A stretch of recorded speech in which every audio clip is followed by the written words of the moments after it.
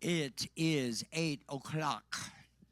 Good morning, everybody. It's good to see all your bright, smiley faces on a Saturday morning.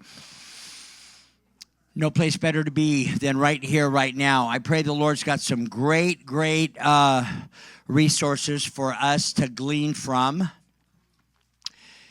If you attend this church, you know that we mention quite a bit the necessity of preparedness.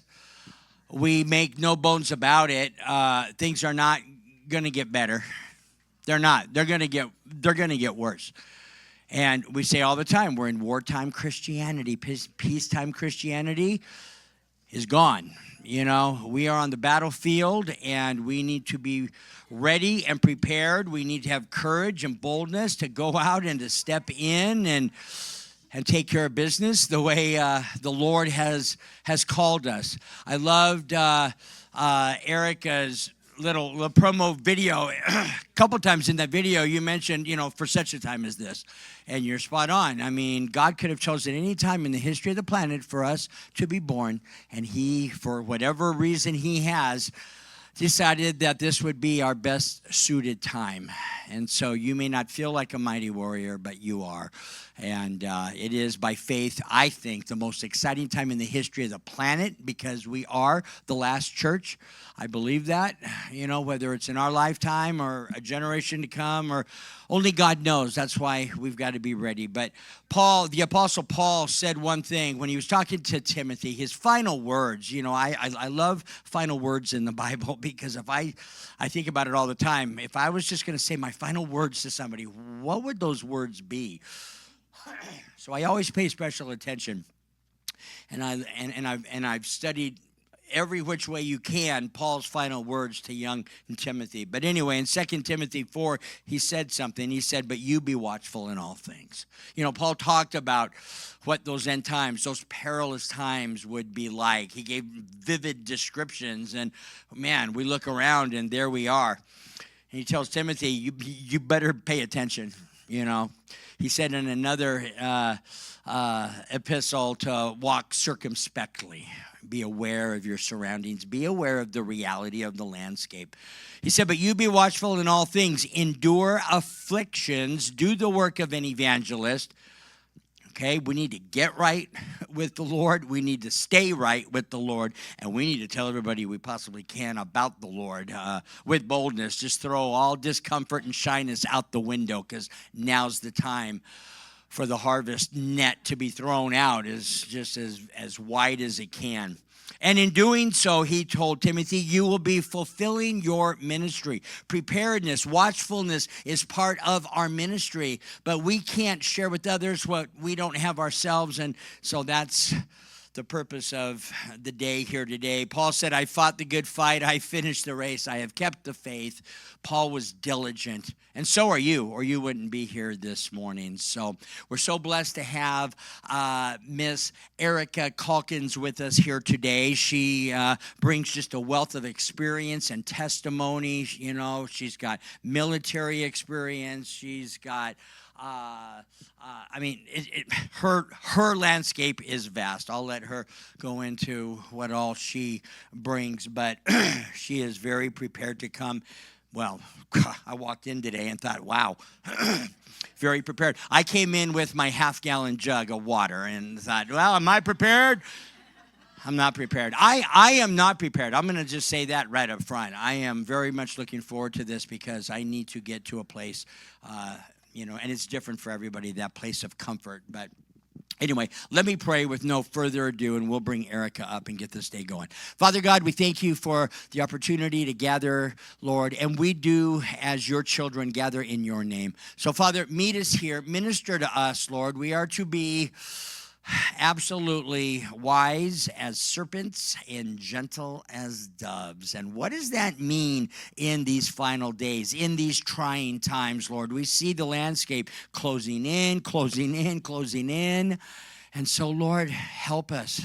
Help us, Father, to be at the ready, God. You've given us that capacity as those made in your image, Lord. So, Father, minister to us here today. Bless Erica for coming down and sharing what she's going to with us, Lord. Anoint her words. Father, Erica's going to speak a lot of words, but it's your voice that is contained within those words that we really want to listen to and glean from. So anoint her lips, Lord. She's your mouthpiece here today as she shares with us. We thank you for our time together. We listen for your voice. We turn over our morning to you in Jesus' name. Amen. All right, sister.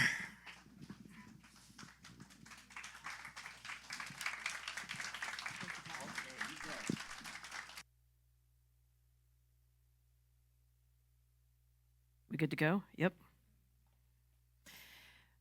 Well, I know that some of you are probably disappointed that it's not more Rambo-esque. It looks a lot more like a, homestead or something up here.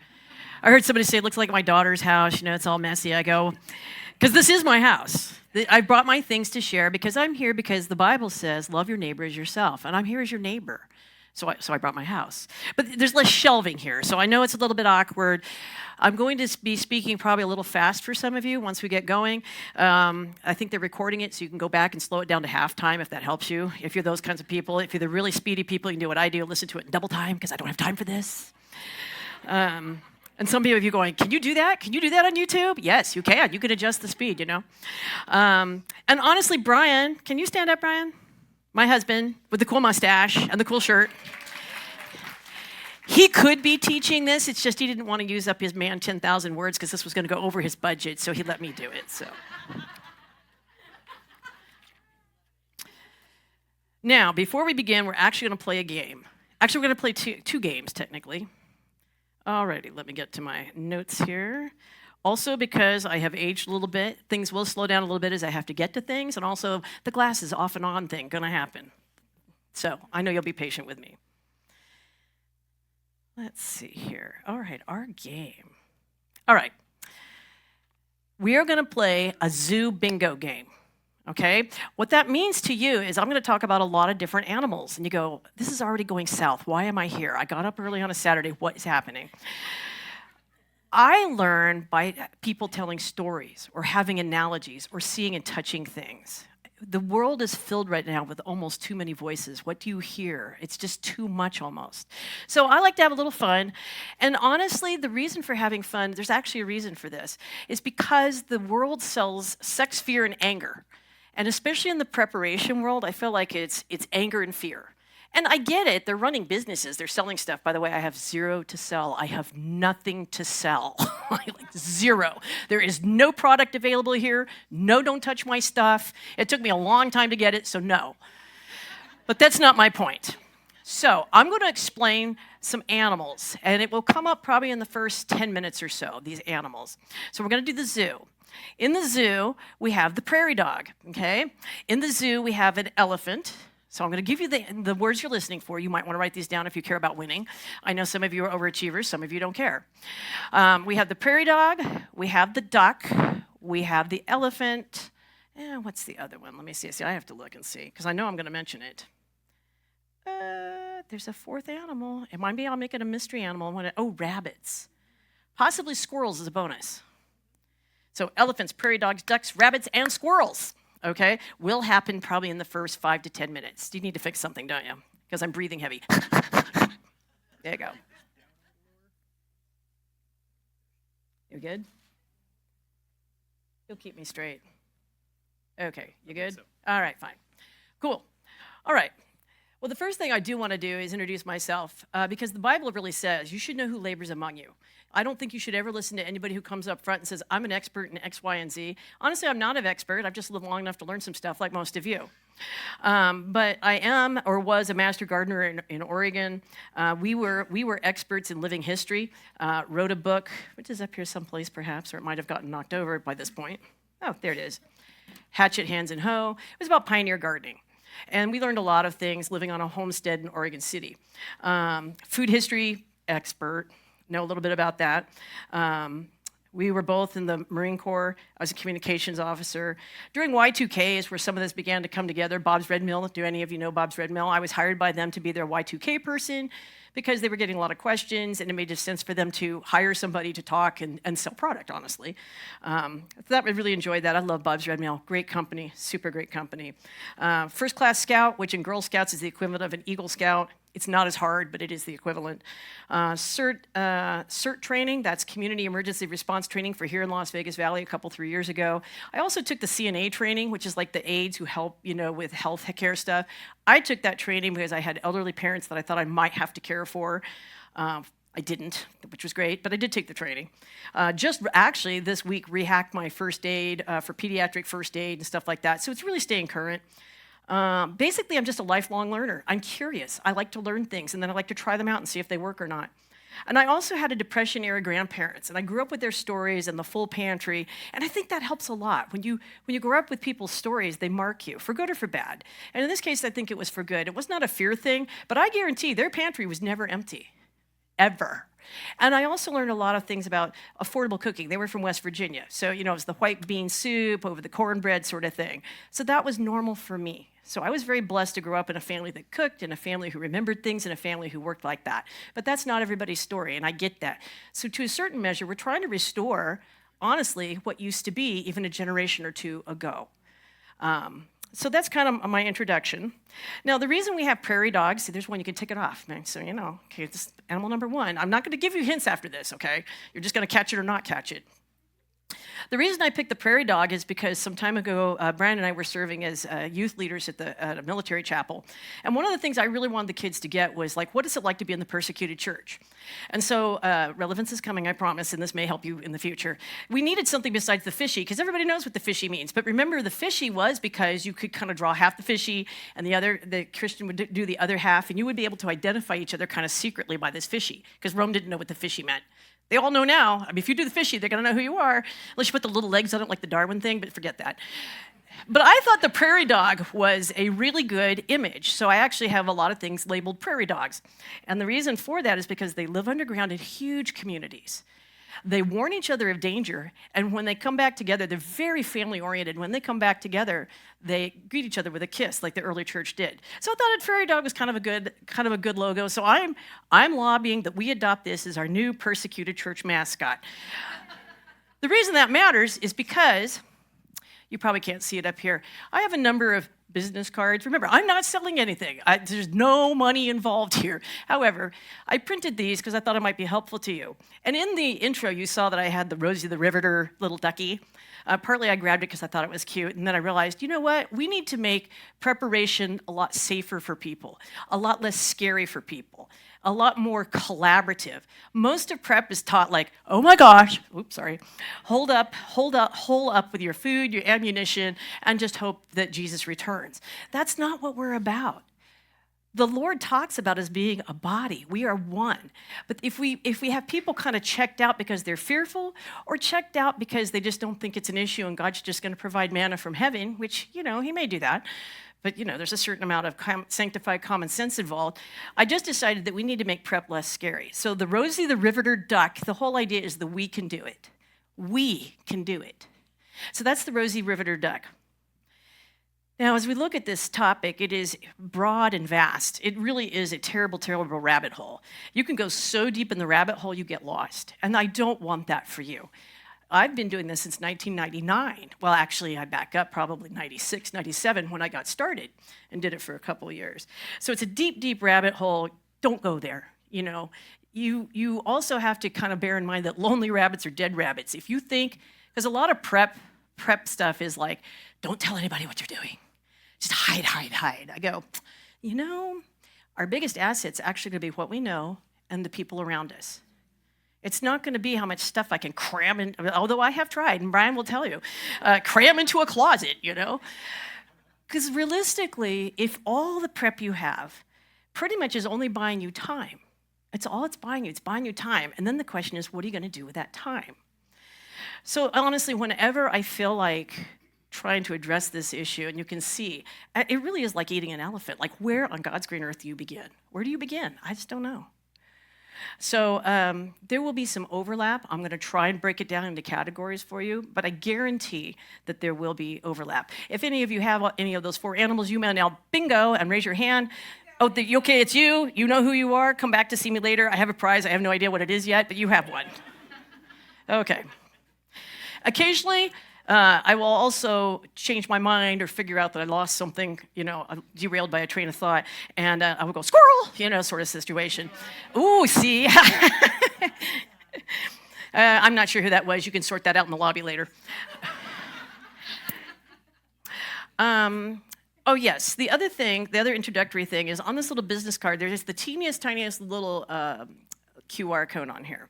This is for our Telegram channel. I actually operate a number of Telegram channels. There's Prairie Dog Town, so now you know why it's Prairie Dog. Why is it Prairie Dog? Now you know, you're on the inside. You're one of the very few people who knows why I pick Prairie Dogs. I have Prairie Dog Town News. That's all kind of current events, and the reason I do that is I think it's important, and your church does too, and your pastor does too, that you understand what's happening around you in more or less real time. We can talk, and that's where that QR code's gonna, no, that QR code's not gonna take you there, sorry. We also have the Prairie Dog Town Community Clinic, where I post studies. It's very specifically for medical. It's not random, gee, you should take ivermectin, which of course you shouldn't unless it's prescribed by a professional, ever. Anyway, but the QR code is actually gonna take you to our Practical Prep 24. And it will have a Rosie the Riveter. I couldn't find a cute Rosie the Riveter duck, so no, you can't say bingo again. We're done with the animals. But you were just too slow. If you missed it, you're too slow. But we'll have another chance. In fact, under the Practical Prep 24, I put a challenge. This is game number 2. I put a challenge under there, which we will talk about, but I'm going to give you the heads up so you can believe this could be way later. Let's see if that's the right one. Yes. There is a challenge on the Practical Prep 24 that involves specifically 91% isopropyl alcohol. Eventually, if you go join the Telegram channel and you join the challenge, there will be another prize. I have no idea what it is yet, but it'll be something. Maybe hard candy, because you're going to need that. Anyway, so you can look on there. So that's the second game. It'll be if you decide to join the Telegram channel. Again, I make 0 money off the Telegram channel. I only do it just to help people. That's it. It's not monetized. It's like a nothing burger.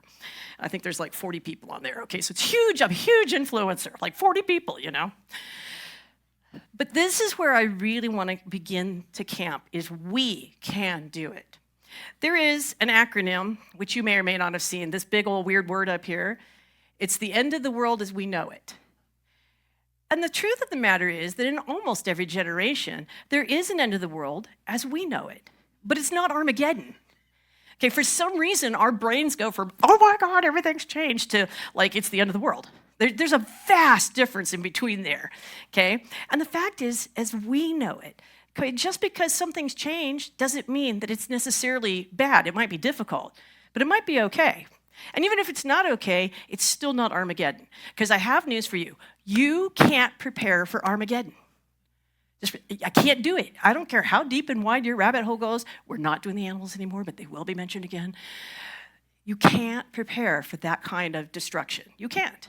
That's not what we're about. So let's just make sure I haven't. Now in Proverbs, and I didn't put down the reference, but you guys are all Bible scholars, so you'll find it. It says, the prudent man foresees evil and basically gets out of the way. I take that to be a prudent man foresees evil, and he gets ready. He knows that things are coming. Why would he just stand there and get hit by a train? Today or yesterday, I also noticed that in Proverbs 12, the diligent make use of everything. I want us as a people, as a body, to overcome this concept of God will just provide. I don't have to be fearful. That's kind of true, but what they really mean is I don't have to do anything. And those are dynamically different mindsets. And so I want to take a quick look at what can we look like? What does this collective look like? Let me explain some things that happened that our little community, which is much smaller than yours, did in 2020, and it might be some help. One of the things that we did is we bought a number of these very affordable Chinese, handheld radios. We'll talk about it later in comms, but if you think you're just going to pick this sucker up in the middle of a disaster or an emergency and communicate 5 miles across the valley, you're delusional. It's not going to happen. The way you have to do it is you have to go basically radio to radio to radio. You have to set up a network. We were able to do that because at that time we had somebody in our community who had a radio license. Some of you might think about getting a radio license. I have mixed feelings about that, but I think that's probably the right thing to do at this point. And because he did that, he could program channels into here that allowed us to use repeaters, so we actually can talk across the valley with these to one another. It wasn't everybody, but it was key families, which led us to this, Miss Lois. It was actually probably my strongest qualification is that Lois is my friend, you know? So she picked this up for me.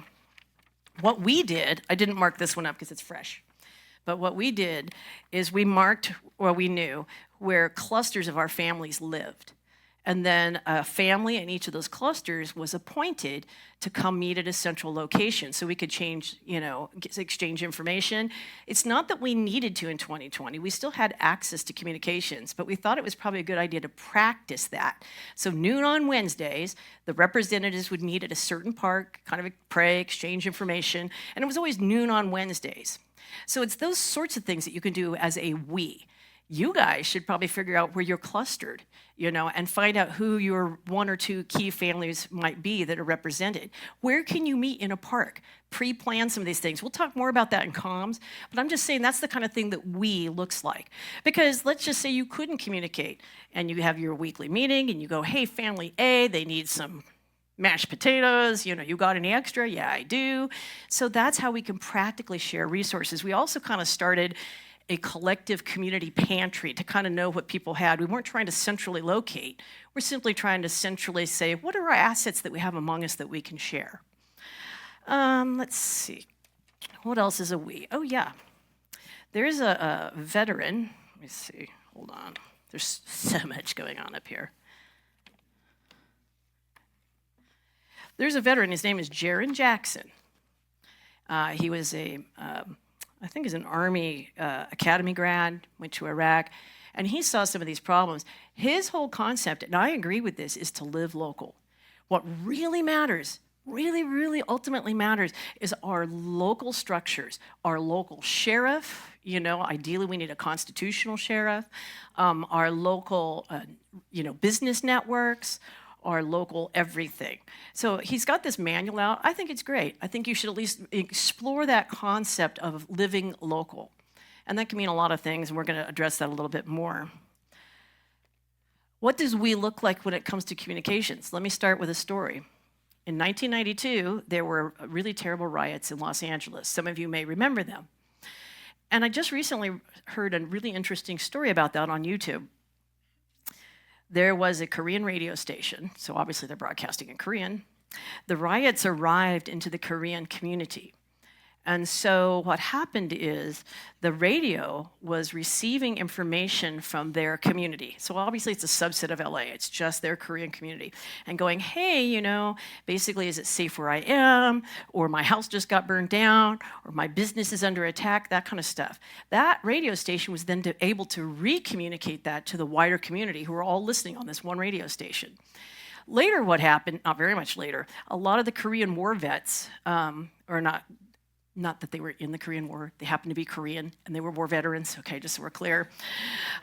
Basically, and a lot of them were city leaders or community leaders, called and says, hey, if you were in the military and you have any kind of a weapon, deploy to this corner here, meet me on the roof.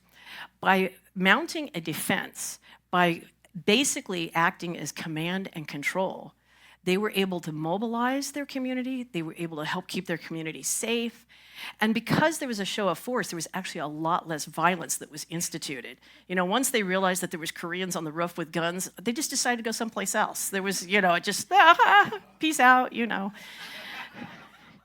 Still? Oh, he's going to fix me. He's going to tape me, aren't you? Okay, that's fine.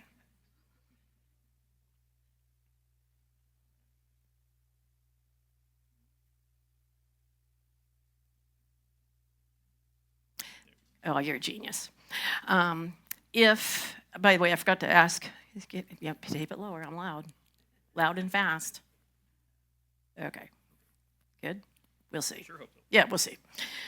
It's the small ears, I'd like to think. Okay, backing up a quick moment. Squirrel, if you have to go to the bathroom, please just go, you're adults. there may or may not be like formal dismissal times because it's always hard to regather people. So if you just go, come and go. Unless I have to go, in which case that will be a formal break. So I read this thing, and it was a really great video. I go, gosh, that's a great idea. So I looked up in town, and there are two, on site. We have SOS, of course, that's right here. And then there's this cute little one. It's KKVV. I don't know if you guys know that, the gospel airship. Super cute little, faithful little radio station here in town. So I got together a number of ministry leaders and pastors, and your pastor signed it, I believe, basically a letter saying, hey, would you be interested in participating in a community, basically get a community plan. So if something goes down, you can rebroadcast to our Christian community, not just at large. I mean, anybody could listen, of course, but they'd have to know. We haven't heard back yet, but that's one of the things I'm following up on. What does we look like? We can do so much more together. The reason we're kind of in the situation we're in is because we have not collaborated. We're not organized. We just do our own thing because we want to live in peace and don't want people to bother us, and that's totally reasonable, but that's just not the time we're in. What else can we look like? Another story. This is once upon a time, if you were an African American in this nation, you could not travel safely any place you wanted to go. Especially this was true in the 40s and 50s. You could be declined service. Okay, that's not the worst thing. But if you were traveling across country and you went to a gas station and said, we won't serve you, that's kind of a problem. More importantly was places they could eat and places they could sleep. Some places had sundown laws. Relevance is coming. Like you couldn't stay here overnight. You had to move on. So they created this thing called a green book. And the Green Book was a guide to where you could go safely, place to place to place to place, which I thought was a great idea. It went for like 20, 25 years. And so they called it the Overground Railroad, which I thought was a great idea. So I'm proposing that one of the ways that we can do is create a network like that for Christians. We're working on a platform for that. By we, I mean our family. It's called Stillwater's Hospitality. Unlike Airbnb, where you're doing it as a big business and this is your empty house that you're renting out, you have a bedroom. And, Christians coming through, and you can decide whether you want to host them or not. You can decide if you want to charge for them or not, or they can at least donate to you. But to create a national network of places where Christians can basically travel and also maybe not be as tracked. Because that's really, we can see what happened when January 6th. Oh, you stayed in this hotel, you did this, you did that. Basically creating this Overground Railroad would be really prudent on our part. Now, I get it. The big resistance I'm getting on this is, I don't want strangers in my house. I get that.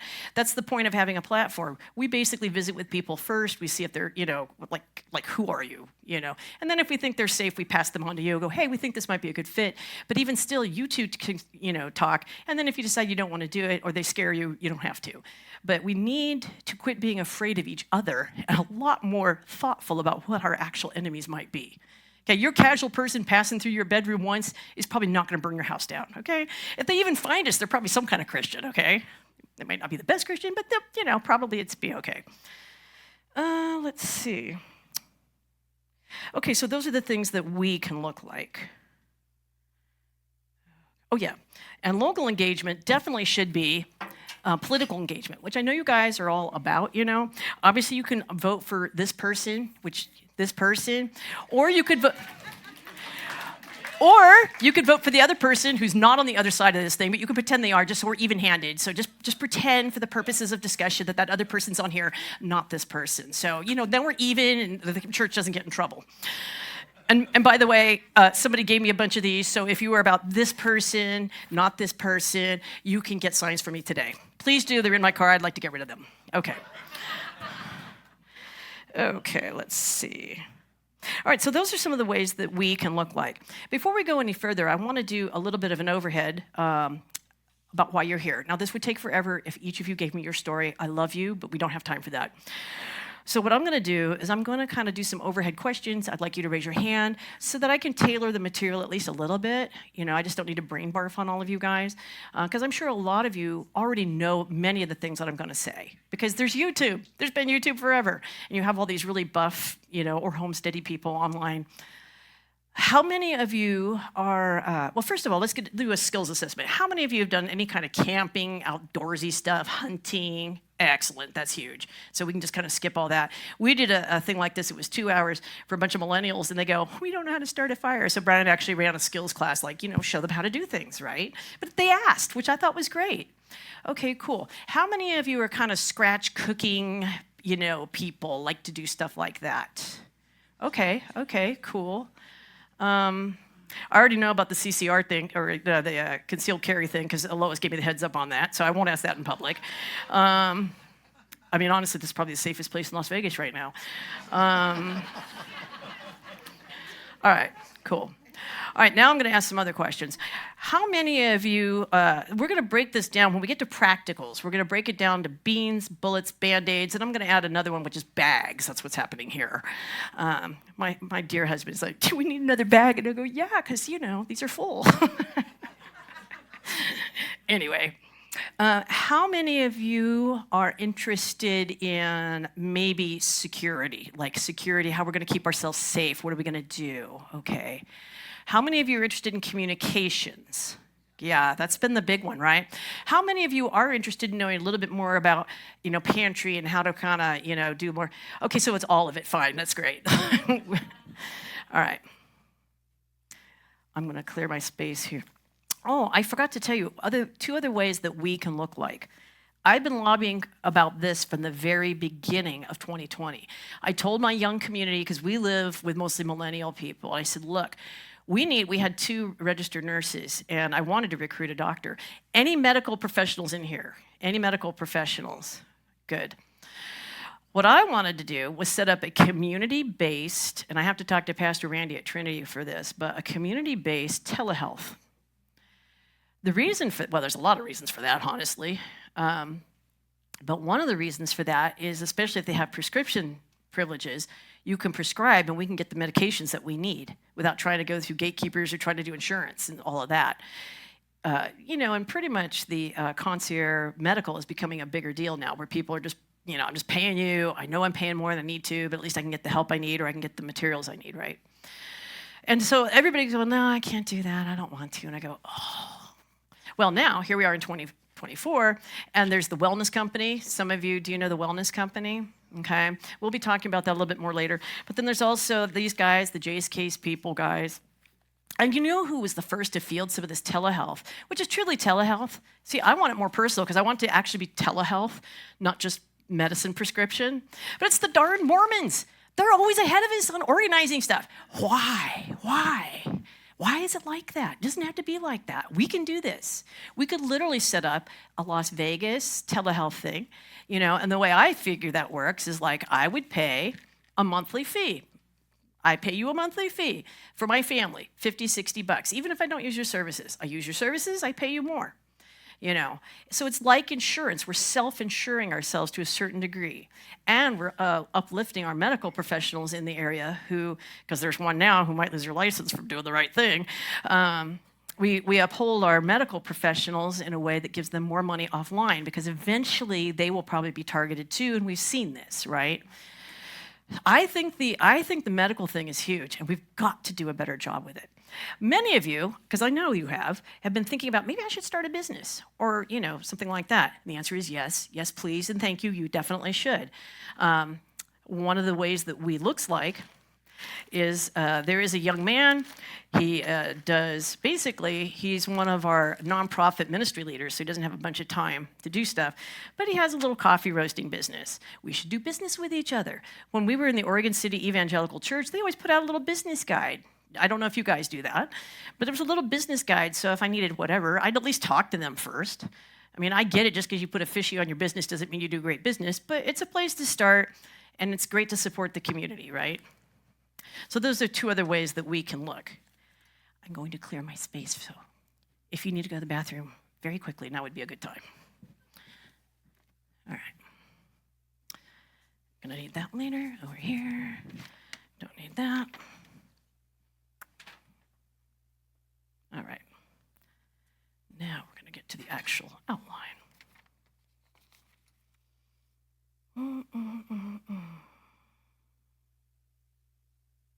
Okay. I want to talk about, everybody always kind of wants to cut to the chase of how do I do X, Y, and Z. But if you don't know why you're doing X, Y, and Z, it's really hard to prepare in any kind of meaningful way. It's kind of like having a preparedness business plan, if you will. Does that make sense? So we're going to talk about some scenarios, and we're going to talk about church history, because that is actually super relevant in this hour.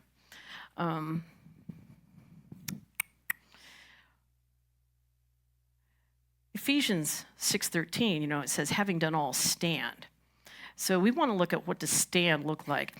Honestly, individual preparation is super easy. All you need is time and money. All you need is plenty of time and money just to throw at it and put it in your giant closet. But this focus really has to be together. Another way that we looks like. And this kind of morphs into scenarios. One of the most likely scenarios that's going to happen here in our valley, in my opinion, what am I basing this on? I'm basing it on a lot of historical study. Like, I am kind of a historian. That's actually, I was the historian of the century in Oregon. I wasn't, but that's not the point. The point is that looking at models, historical models, this is a very likely scenario. You go to wherever you go grocery shopping. Where do you go? Okay, you go to Albertsons, honky-dory. You come out with your hamburger and your potatoes and whatnot, and 3 or 4 thugs take your stuff in the parking lot. They're not necessarily after your car. They're not necessarily after, they just want the food. You just paid for it. They're just going to take it. And this happens a lot in these situations. I would be surprised if it doesn't already begin to happen. Listen to your local news. It's one of the reasons I have this Prairie Dog news channel, which is primarily international, but when there's really compelling local news, I go, hey, it looks like this thing has started. It looks like we might be looking at this. What we looks like is you get a posse of your friends together. Hey, I'm going grocery shopping. Come with me. There's 3 or 4 of you, way less likely that's going to happen.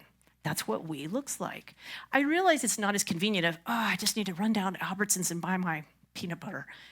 If you're just doing that, no big deal. They're not going to thug you for peanut butter.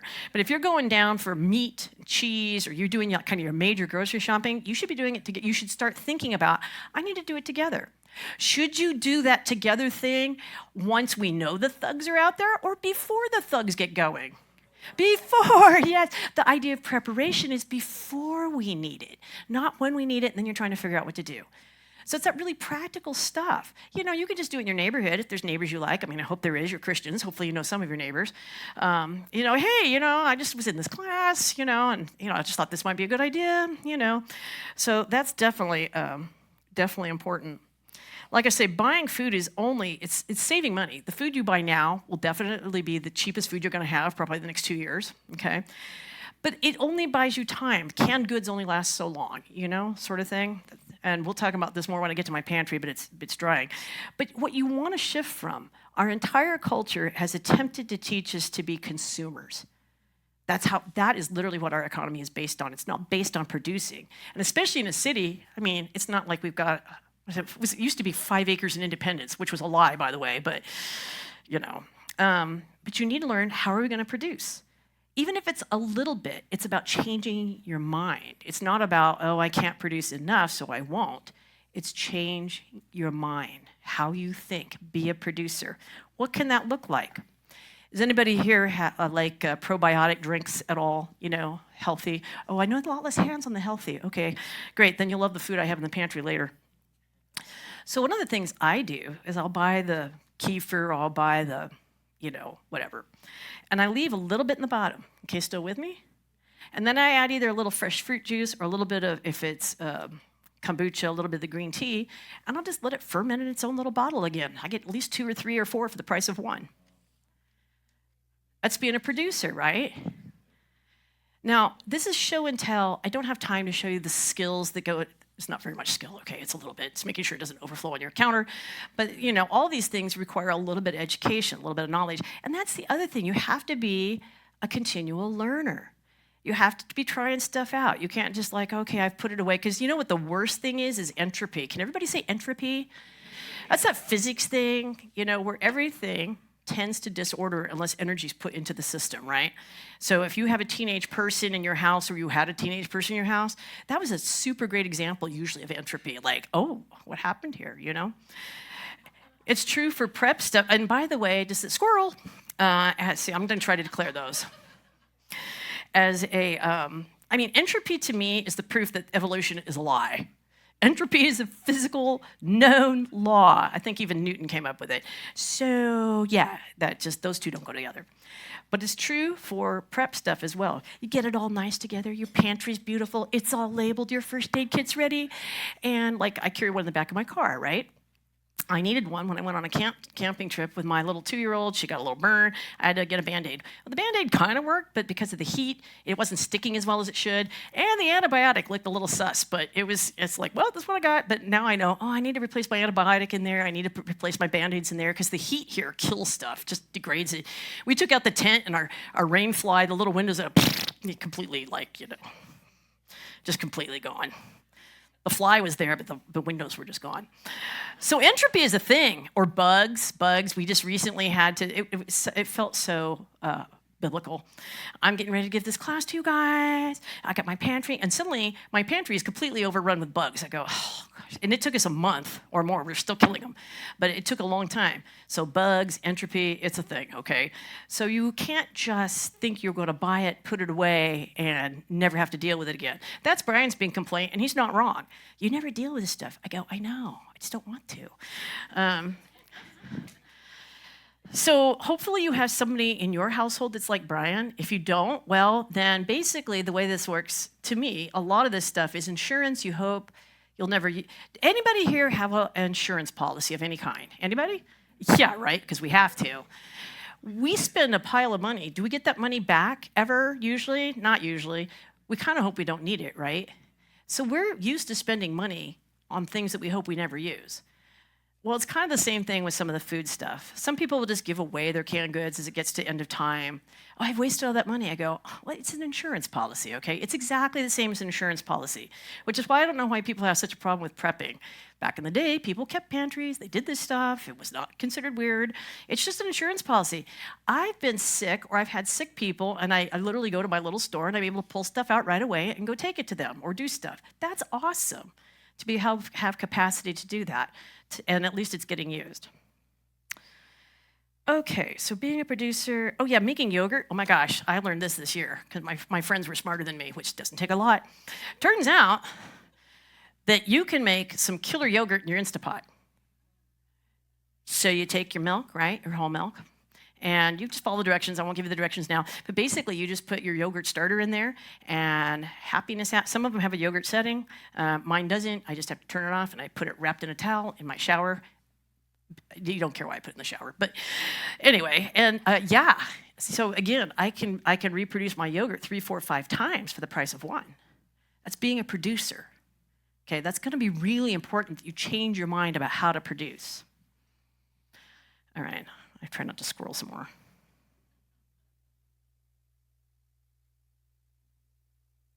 So really what I'm saying is being a producer, a doer, and a learner. The word says be a doer of the word.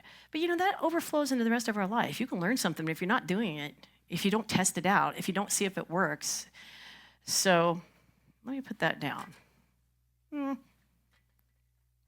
on, you don't care about any of that now.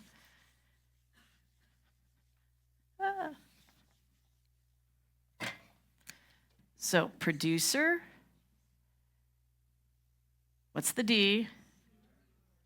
Okay, and the T?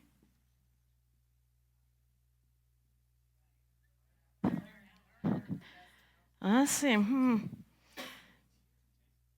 Oh, let's say L, see? There we go. I don't even know.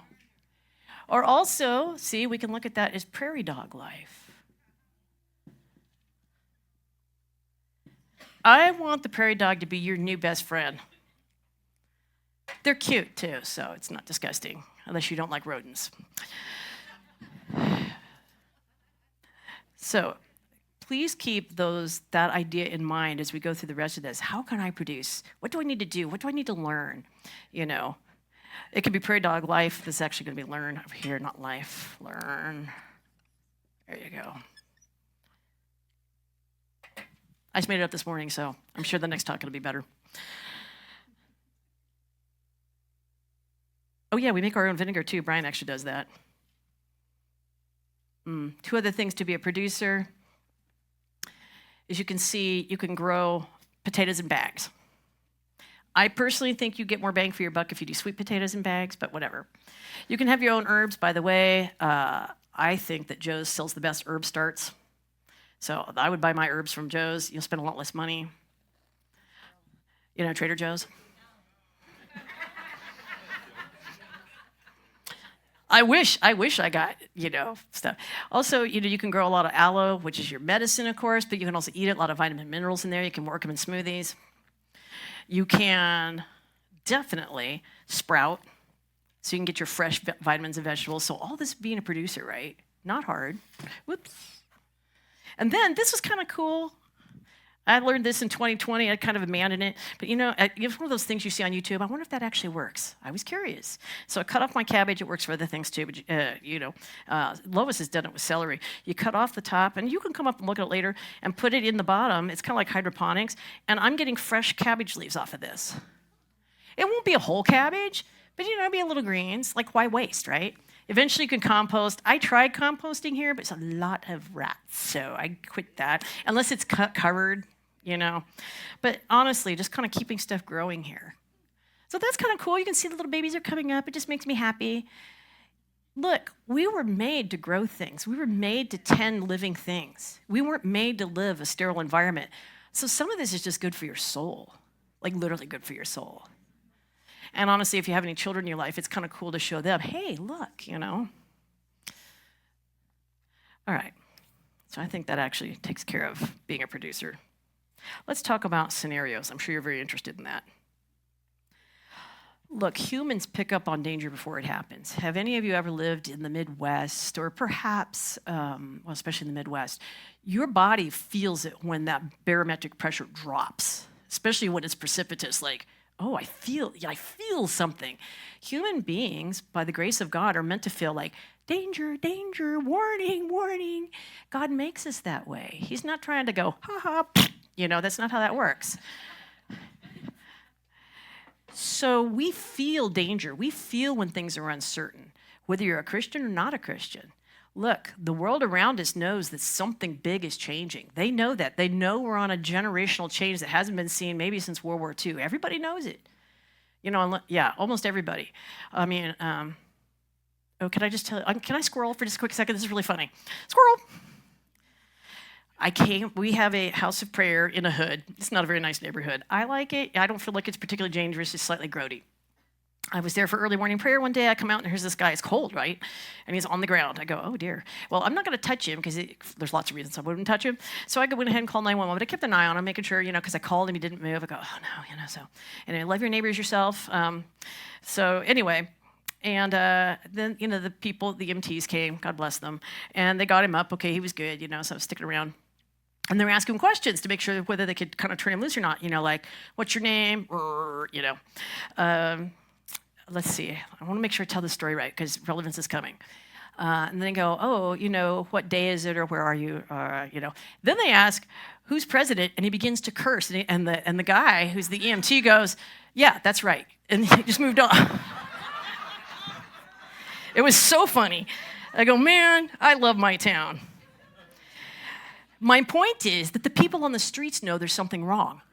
People who are entirely incapacitated, laid out in the parking lot overnight, they know something's wrong and it's not right. Okay? So we're made that way. So we should look at some basic scenarios. What are likely things to happen? I think I'll talk about local stuff, and then I want to talk about Venezuela and Argentina, because those are specifically economic collapse scenarios that probably are reasonable, if not likely. And what does that look like, and how do you live through it, or not?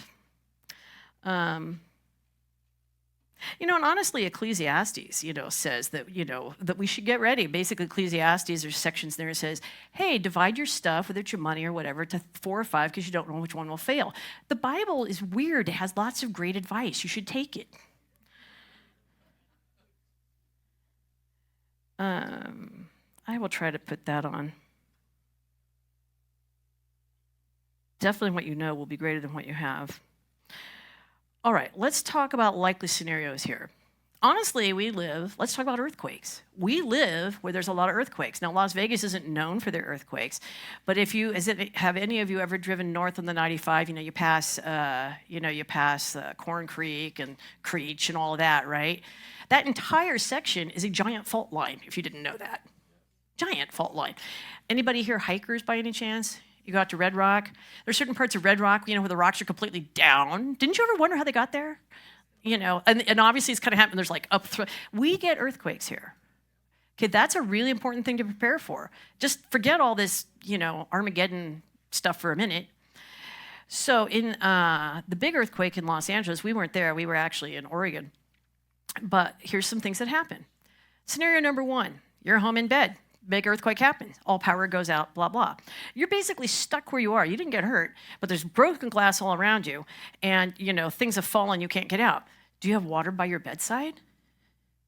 So, do you have, I do, and I'm in the desert, so I'm going to have water by my bedside anyway, but do you, this guy was stuck for a while because also just broken glass everywhere. He didn't have a pair of shoes by his bed. He was like really stuck. Fortunately, it kind of worked itself out, but that's a thing. Okay, you're just stuck. Same thing, you're driving, okay, and something pancaked and you didn't die, but now you're stuck in your car. What do you have do you have water in your car? If you can walk out, do you have shoes you can walk out with? There were guys who were stuck for like a couple of days because they were just stuck. So it's those sorts of things you want to think about. I think that's really practical. I don't know. I think in our weird head, maybe it's just me, I think when a lot of people think about this worst case scenario, somehow their house isn't going to fall down. Somehow they're going to be fine and the rest of the neighborhood's going to be on fire. It's just not the way it actually works, Something that's really important to think about those sorts of scenarios. Assuming that you live the first day, hour, moment, and now you've kind of hunkered down. Okay, you've got your water, you're in your bed, you're just kind of sitting there waiting kind of for something to happen. Do you know how boring survival is? It's really boring. You might get hungry too, but it's not like this, like all the movies. No, you survived the thing, now you're just kind of, no. So one of the things I think is really important as we think about these scenarios is having things to do. And you should have, as best you can, pretending like you're a prisoner or something, kind of a schedule. You kind of wake up, maybe do whatever little exercise you can do, study something, create something, do something. Not just go, what's the next disaster going to happen? The truth of the matter is, you're probably probably, most people don't die of the moment, like with Katrina. They didn't die in that moment. They died because they were hanging around in their attic for days waiting for somebody to help them. They starved to death, or they got disease, or some snake bit them. I'm glad we don't have floods because all the animals come in with those. Anyway. So you should be thinking, especially for children, non-electric, cool things. Paint, the water painty things, sticker books, just things. It's possible. I just don't feel it's as likely. For good or for bad, in Las Vegas, we're kind of lazy. When was the last time we saw a riot? It's okay by me, but, even during the BLM things, all they had was a few people with signs going, we just, unless they ship it in, it's not happening. We're just like, I don't care. So that's a plus and a minus in this case. But if there should be riots, and you're kind of stuck at your house for a while because it's literally not safe to go out, that gets pretty boring. When you're actually, don't raise your hand on this. If 2020, remember we were all supposed to stay at our houses. Some of you did, some of you didn't, whatever. Don't raise your hand. We don't want to know who you are.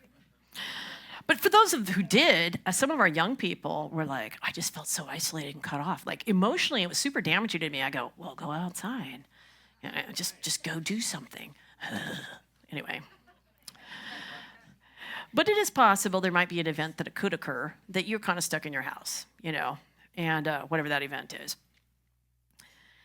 And so you need something to do. You really do need something to do. I think another really likely, super likely scenario for our valley. And by the way, when I took the CERT training, which is the Community Emergency Response Training, I forget who it was, the Red Cross, but no, it was the county. I think it was county people, because they basically want to train people to serve their neighborhoods. One of the things, they were worried about a couple things. One, an earthquake cutting off supplies, the 15. The 15's like it. So especially South 15, nothing's coming to the valley, okay? That's a problem. They probably have to airdrop stuff like they did in World War II or something to us. I don't know. But the other thing, and this was a little strange, was terrorist attack or a nuclear event. I go, really? That you actually see that out in public? Okay, whatever. So what does that mean to us? It means at a practical level, well, there's a couple things it means. One of the practical things it means is that we'll probably have intermittent electricity. That's almost for sure going to happen. Happens in countries all over the world. Again, it might be the end of the world as we know it, but it might be just pretty normal if you live someplace else. We've been very blessed for a long time of relative stability. That's over. That's over, but it's okay it's over. I think it's God's way of restoring resilience, a dependence on one another, gratitude for simplicity, learning some new skills. I think it's okay. I don't think it'd be fun. I mean, I wouldn't have signed up for it, but I think it's okay. So what that means is, it means a lot of things. Like I had, my daughter went to India to visit friends there who do missions. And in their case, they didn't know when the water, and this is important too, when the water or the electricity would be on. But in any given day, it was usually on sometime. So you want to make sure you keep all your stuff charged all the time. You want to make sure that you've got access to your charging. Like again, I keep some stuff kind of near my bed or under my bed, but to keep everything charged all the time, keep battery packs full. Do I do it perfect? No, I don't, because there's entropy. Life happens. And also making sure that you've got enough water. I mean, that's what, if you think, and again, I think people do, I've talked to people, somehow there's an idea, if I have enough stuff at my house, I can stay in my house. Your goal is not to maintain your normal. Your goal is to buy time till you figure out what the new normal is. And then everybody's like, should I have a giant generator? No. Because as soon as you turn that thing on, you know who's coming to your house? Everybody. No, you're not doing that. This is not the answer to your problem, okay? I want to repeat this concept again. The idea with prep is not that you're maintaining your normal life.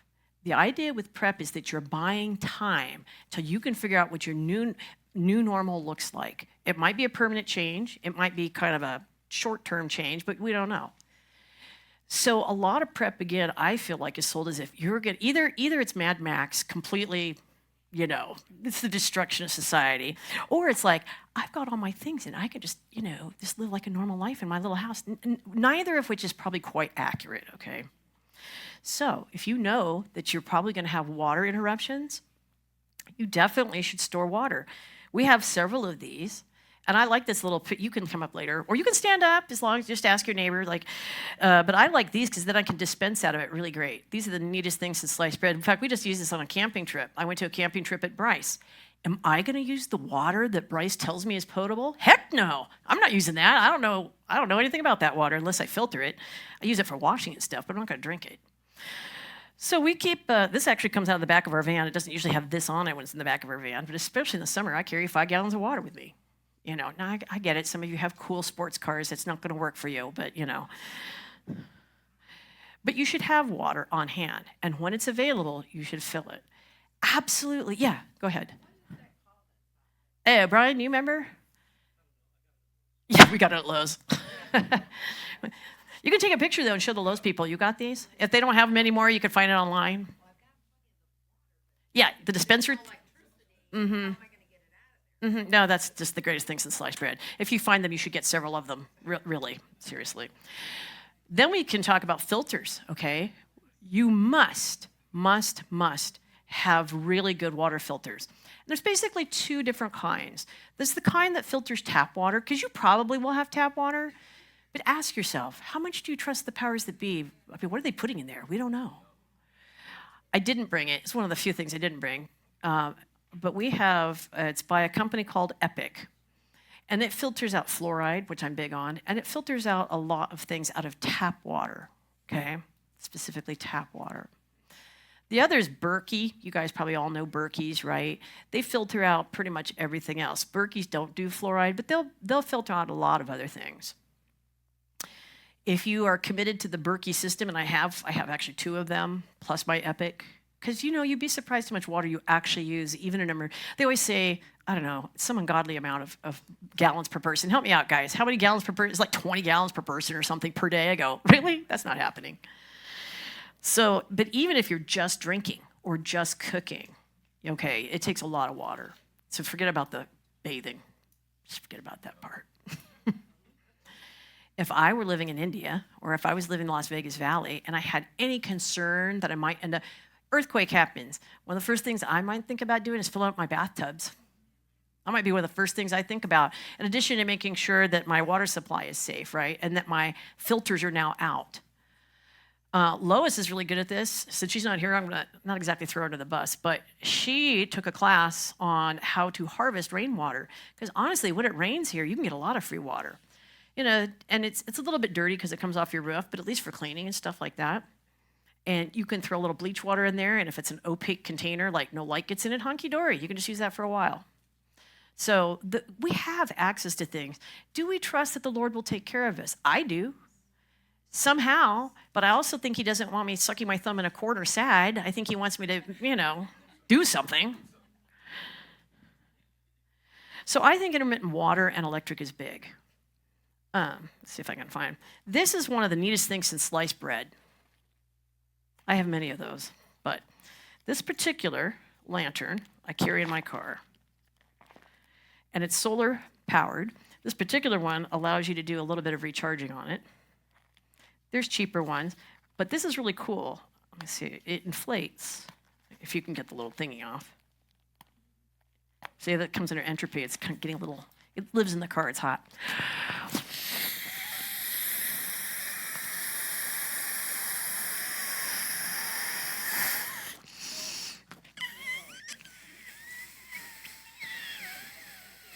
If I pass out, you guys took your CPR class, right?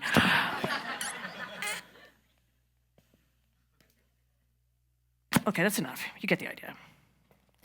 Okay, and then you hang it.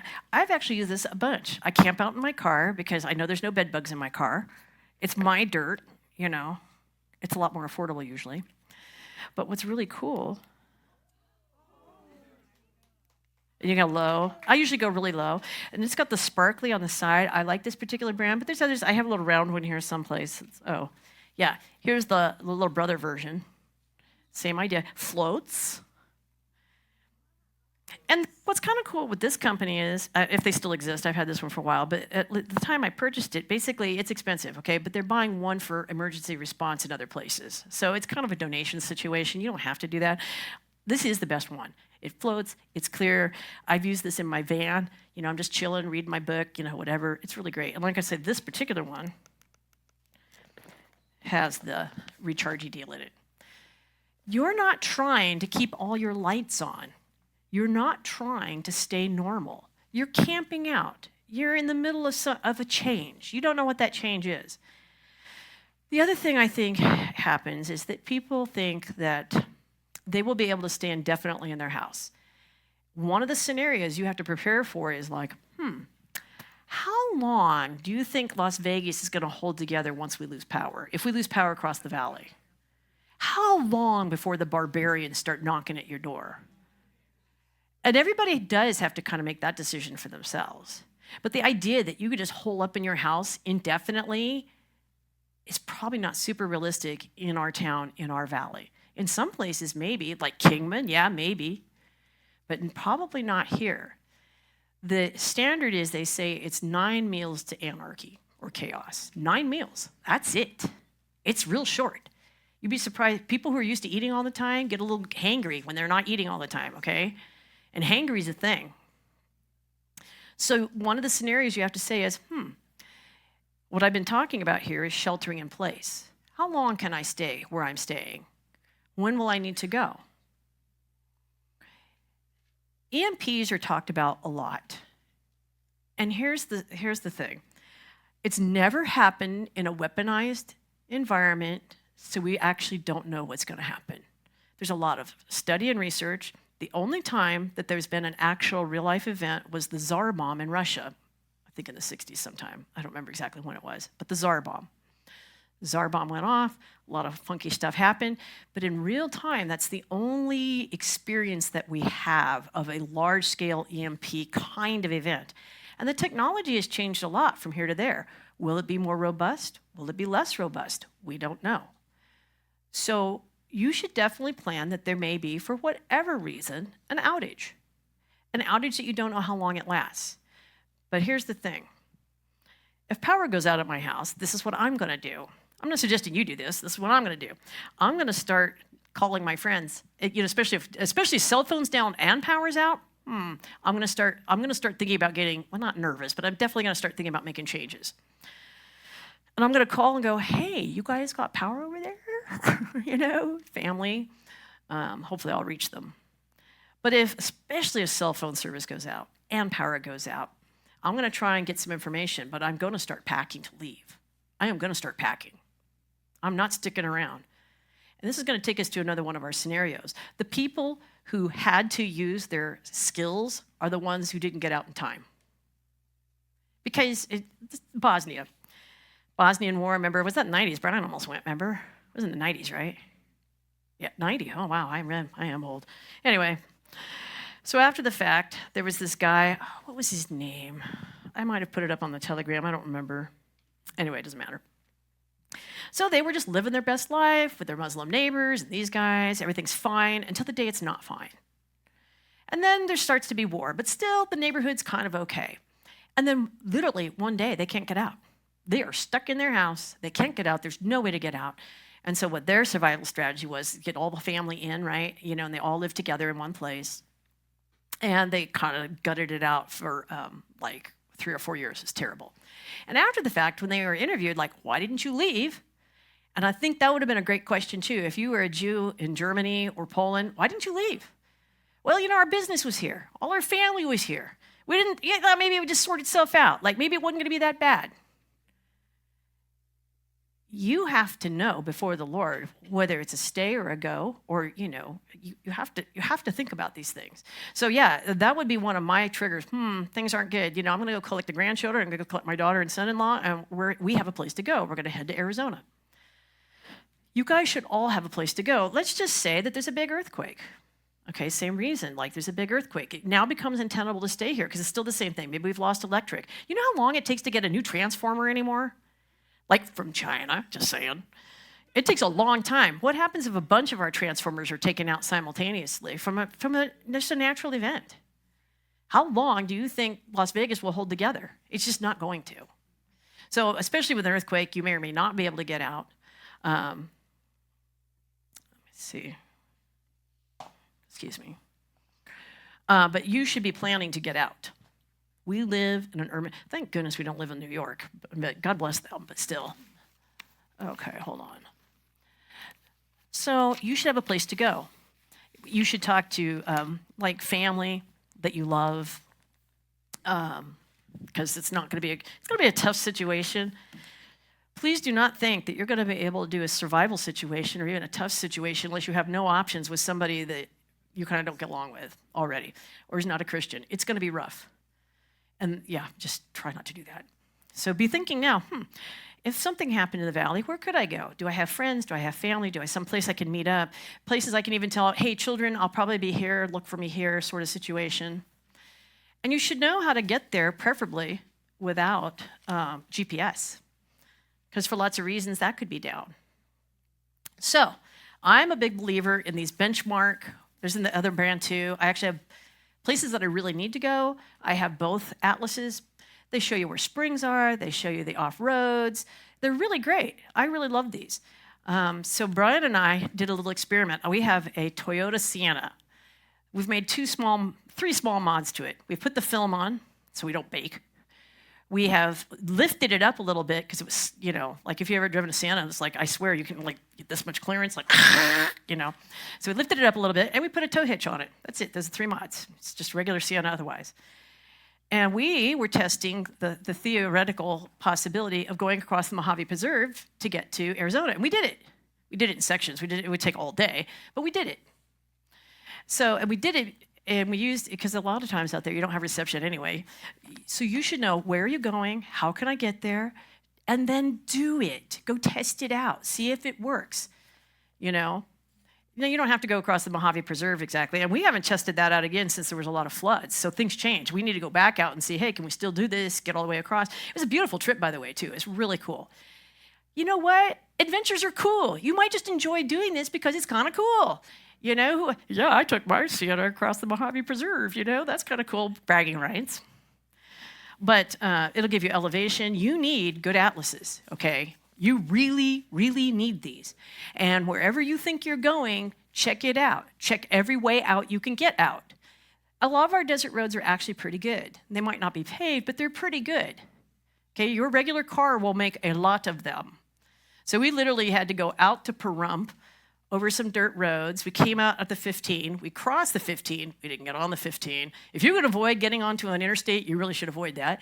We went across the Mojave Preserve, and then it takes you out like at the river, and now there's like 3 bridges. Praise God, we can get across the river, and up to Oatman and down to Kingman on the old 66. So it was a cool trip. But you're not all going to Kingman, so you got to figure out where you're going, and talk to your friends like, hey, I was just taking this class. See, now you don't have to talk politics. You don't have to sound like the wacko. Hey, I'm just getting ready for an earthquake. Oh, sure, that makes sense. None of that other stuff is more likely to happen. Oh, yeah, sure, okay. So now, because you're not the crazy one, they'll probably want to participate. Yes? Yes? Yeah, don't get stuck. You're really stuck, yeah. Sand is bad. Sand is bad. So we don't need those anymore. Okay. So those are likely scenarios for here, I feel like. Rioting could happen. We're going to talk more about some of that when we get to security. Venezuela scenario. Venezuela is really interesting, and I think it's the most likely national scenario we'll probably see. Unfortunately, there was another country besides Venezuela that decided to take over Venezuelan elections. That other country shall remain nameless because this is being recorded, but you probably know which country it is. The one that has deep statey stuff that is just being bad. So anyway, that other country helped crash Venezuela because that other country thought they could benefit from that, but that's secondary. To the people living in Venezuela, what wasn't secondary is practically overnight their currency became worthless. Worthless, completely worthless. Now, I know a lot of you are probably following some of that. You can see the BRICS thing coming up. It may not be a day, but in the Venezuela, it was really interesting. There's this guy, write down his name. I think you can still find him online. If you want basically a diagnosis of how this goes down, this is your guy. Ferfal. His name is Furfall. At least that's the name he goes by. Okay. He tells his stories. What's it like to live in Venezuela? And he goes, it was shocking how quickly the economy crashed. This was not a slow fade. Once it began, it went quickly. It was like within a month, everything was done. What did it look like to them? Things it looked like is you can't get your money out of the bank. This happened in Germany. It happens over and over and over again. You can't get your money out of the bank. Remember the days when you could go to an ATM and get $500? Or even $1,000? Remember those days? You think you can do it now? Not mostly. I'm noticing there's less and less ATMs. I'm noticing there's less and less bank branches. So it's not like a major shutdown all at once to scare everybody. It's like this slow fade to the day it's not a slow fade. This is what you expect to see. Our economy is not thriving. I think, you just have to be completely delusional if you think it's fine. Which leads me to an important point. Entropy is bad, but there's a thing called a normalcy bias. Some of you may have heard of this. The normalcy bias, anybody here ever see the movie Horton Hears a Who? The cute new movie Horton Hears a Who? Anybody? You guys are older, you're probably not. Okay, well you should watch it. Because what happens in Whoville is this mayor is trying to tell them, hello, we have a problem here. There's something wrong. I'm talking to the elephant, And he says this, and they're like, woo, And he goes before the city council to go, this is a problem. This is happening. And they put this glass thing on him, So he's like, trying to warn you, It's like, nothing's ever happened in Whoville, and nothing ever will. That's a normalcy bias. It's not bad. Everything's fine. You can't convince me. Part of it is a psychological self-defense. I get that. I need to write something down that I didn't tell you about before we move on.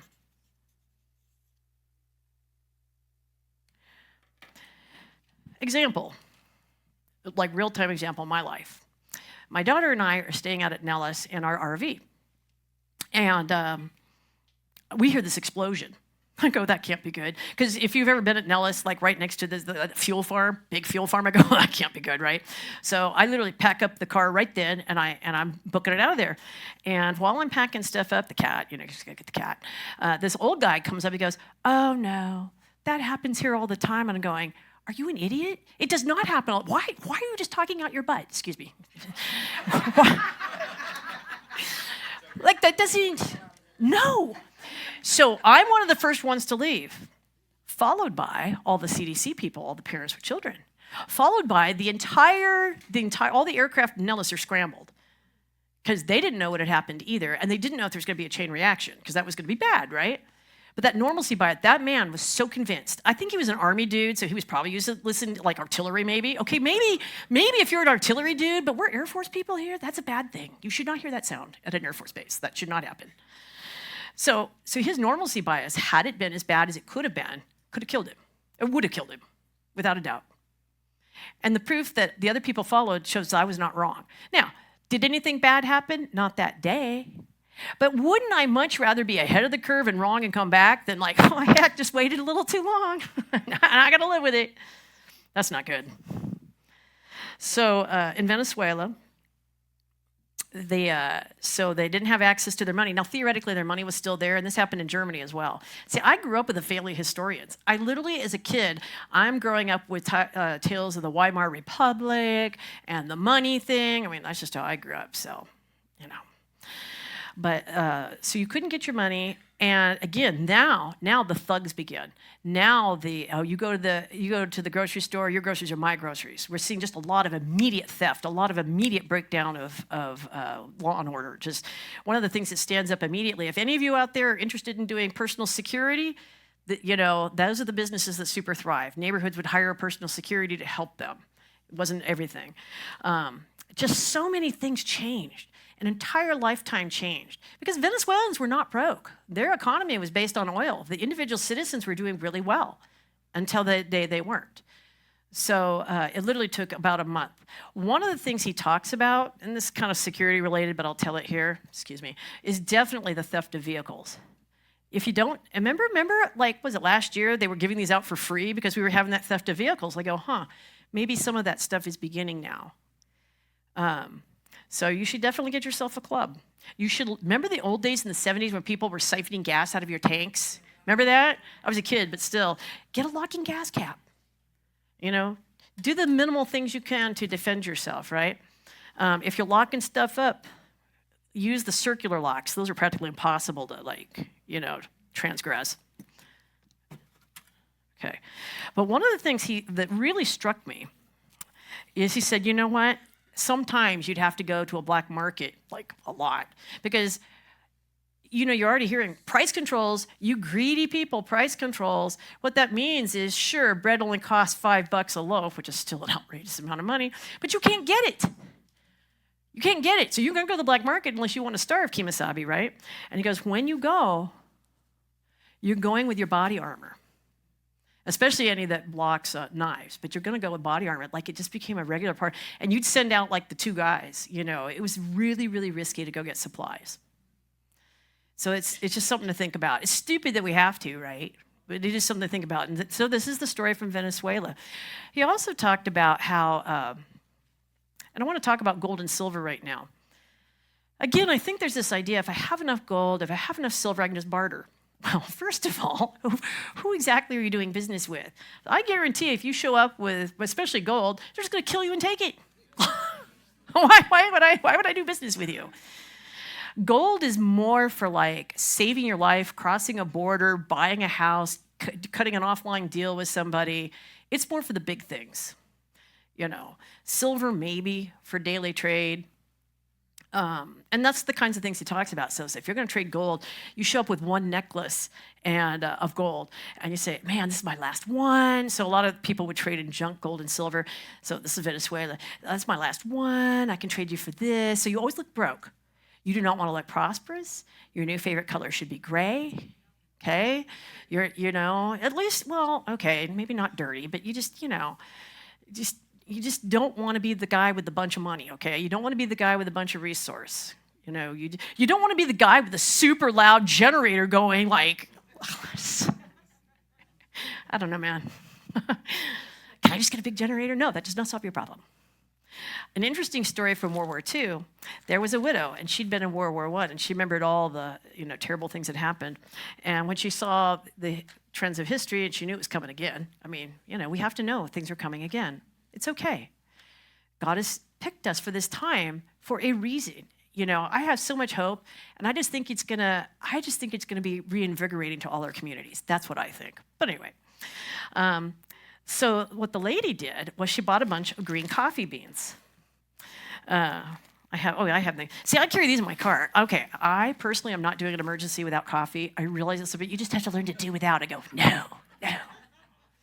I bought 50-pound sacks of green beans when they were like $3.24 a pound. I bought the cheap coffee, right? Because when I roast it, it's not going to taste that good anyway. But green coffee lasts a long time because you haven't roasted it to take the oils out and make it go rancid, blah-de-da-de-da. I mean, if you want to do floor sweepings, go ahead and have the ground nasty canned stuff. That'll hold okay, I guess. I'm not doing that. Well, I might end up doing that. But anyway, she filled up her entire walls with green coffee, and she used that as her trade item, for the rest of the war. I forget what country she was in. It doesn't matter. But that struck me. That just struck me as a really interesting thing. So if you want to buy green coffee beans, I talked to my friend Josh, who runs Simple Coffee. This is from him. His business card's in here. You can take a picture later. He will sell you green coffee beans for $6 a pound because that's not much more than what he's right now. Things have gone up a lot. Because, of course, these have to be shipped in from Brazil and countries from overseas, but you don't care about that. His roasted stuff is way more. But, really, a prep item for $6 a pound is pretty happening. You can do it in a skillet. You can do it in a Dutch oven. You can buy electric roasters. There's lots of ways to roast your beans. It's not hard. It's literally not hard. People used to do this all the time. This is how you bought your coffee, and then you roasted it. Yeah, well, maybe. I'm still going to do the drip with my little thing, but that's not here. So Venezuela was definitely learning back to Proverbs. The diligent make use of everything. I think it's Proverbs 12:30. Just read Proverbs 12, you'll find it. But it's basically the diligent make use of everything. So that's cool. So security things were big in Venezuela. You had to be super careful. Your money is worth dirt, it's still worth dirt. And that's one of the reasons the Venezuelans are fleeing. And what's left, you've got these terrible gangs just shaking you down for what's left. I just recently posted, I think I might have put it on the Practical Prep channel, just because I wanted people to see what does it look like when lawlessness begins to happen, so that you'll know. Because you'll start seeing signs and go, that's that thing she talked about, we're beginning to see that, okay. And that'll just be kind of a clue that maybe you need to, get ready to use some of the things you've prepared for. So in this video, I think it was in South America someplace, doesn't matter. And we cannot be arrogant Americans and go, it can't happen here. It can happen here. It is happening here in border towns, and it will happen here. Okay, so we cannot be arrogant, oh, that's them, not us. No, that's not true. Look at those poor people in Springfield, if you haven't followed that. That's, who thought that would ever happen? Like, are you kidding me? In this particular video, there's a guy riding a motorcycle, and these two gang members pull up beside him and try to turn off the ignition so that they can just steal his stuff. Probably kill him, but whatever. But it doesn't end there. The guy pulls out his, object of self-protection and, lets them know he has it. And, of course, they go on, and he just turns his bike back on, and he goes on his way like nothing ever happened, because that's just normal for them. Isn't that weird that would become the normal deal? So, prepare your slingshots. You will need them.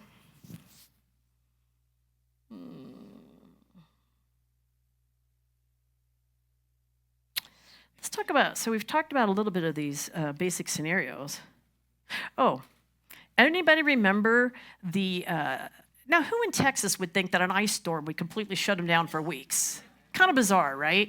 That's just not something that was probably on anybody's prep radar, They're thinking collapse of society. They weren't thinking ice, So a couple quick tips. I brought my tent here just to remind me, really, this is my outline.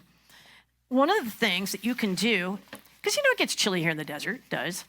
One of the things you can do if you have a tent and you are sheltering in place is you can set up your tent in your living room or whichever room you put it. So basically, then you only have to keep this space warm. You don't have to keep your house warm. You're just going to keep this space warm. So I thought that was a really good tip. That doesn't help your broken pipes, but it does help you be more comfortable until things pass. We live in the desert where it's disgustingly hot. We went on a mission trip once, and they were really, really thoughtful. And so they gave Brian and I the best room in this mission base, which happened to be stone. It was like a castle. And it was, I think, May, maybe June, on the border. And what we didn't realize is they had no air conditioning. And so all that stuff was baking in on us. Like it must have been way over 100 degrees at night, like in this bed. I go, oh, it's terrible. So nobody taught me this. I just didn't even think about it. I go, I'm going to whip my sheets down. So I went into the bathroom, made them wet, laid them down on bed. And so whoa, instant relief. So good.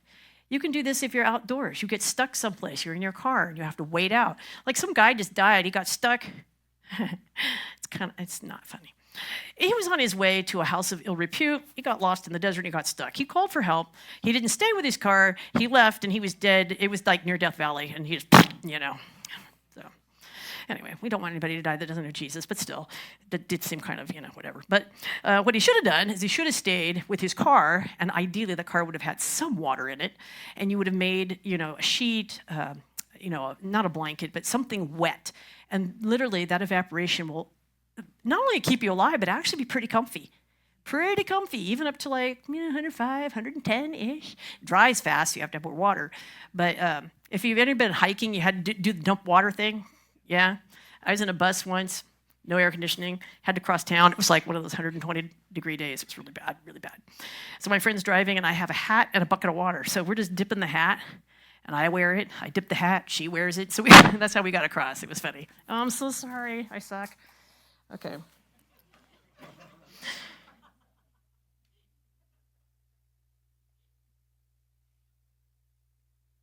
Okay. We're going to start talking a little bit about practicals. What we're going to do now, I really want to talk about a little bit of church history, why this matters to us, what's our actual mission, why do we care if we stay alive? I mean, I personally like life. I know that heaven will be forever. I'm not in a huge rush to get there. Some of you may be, so this may not be pertinent to you.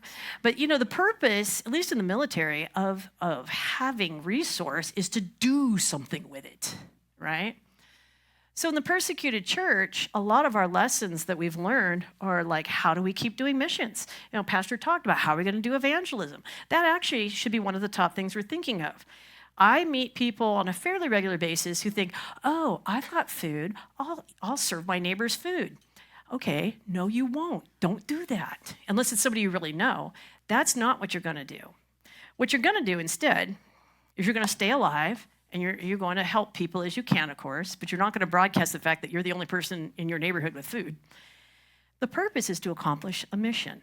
Now I'm going to take a moment and move some of these things from down there to up above.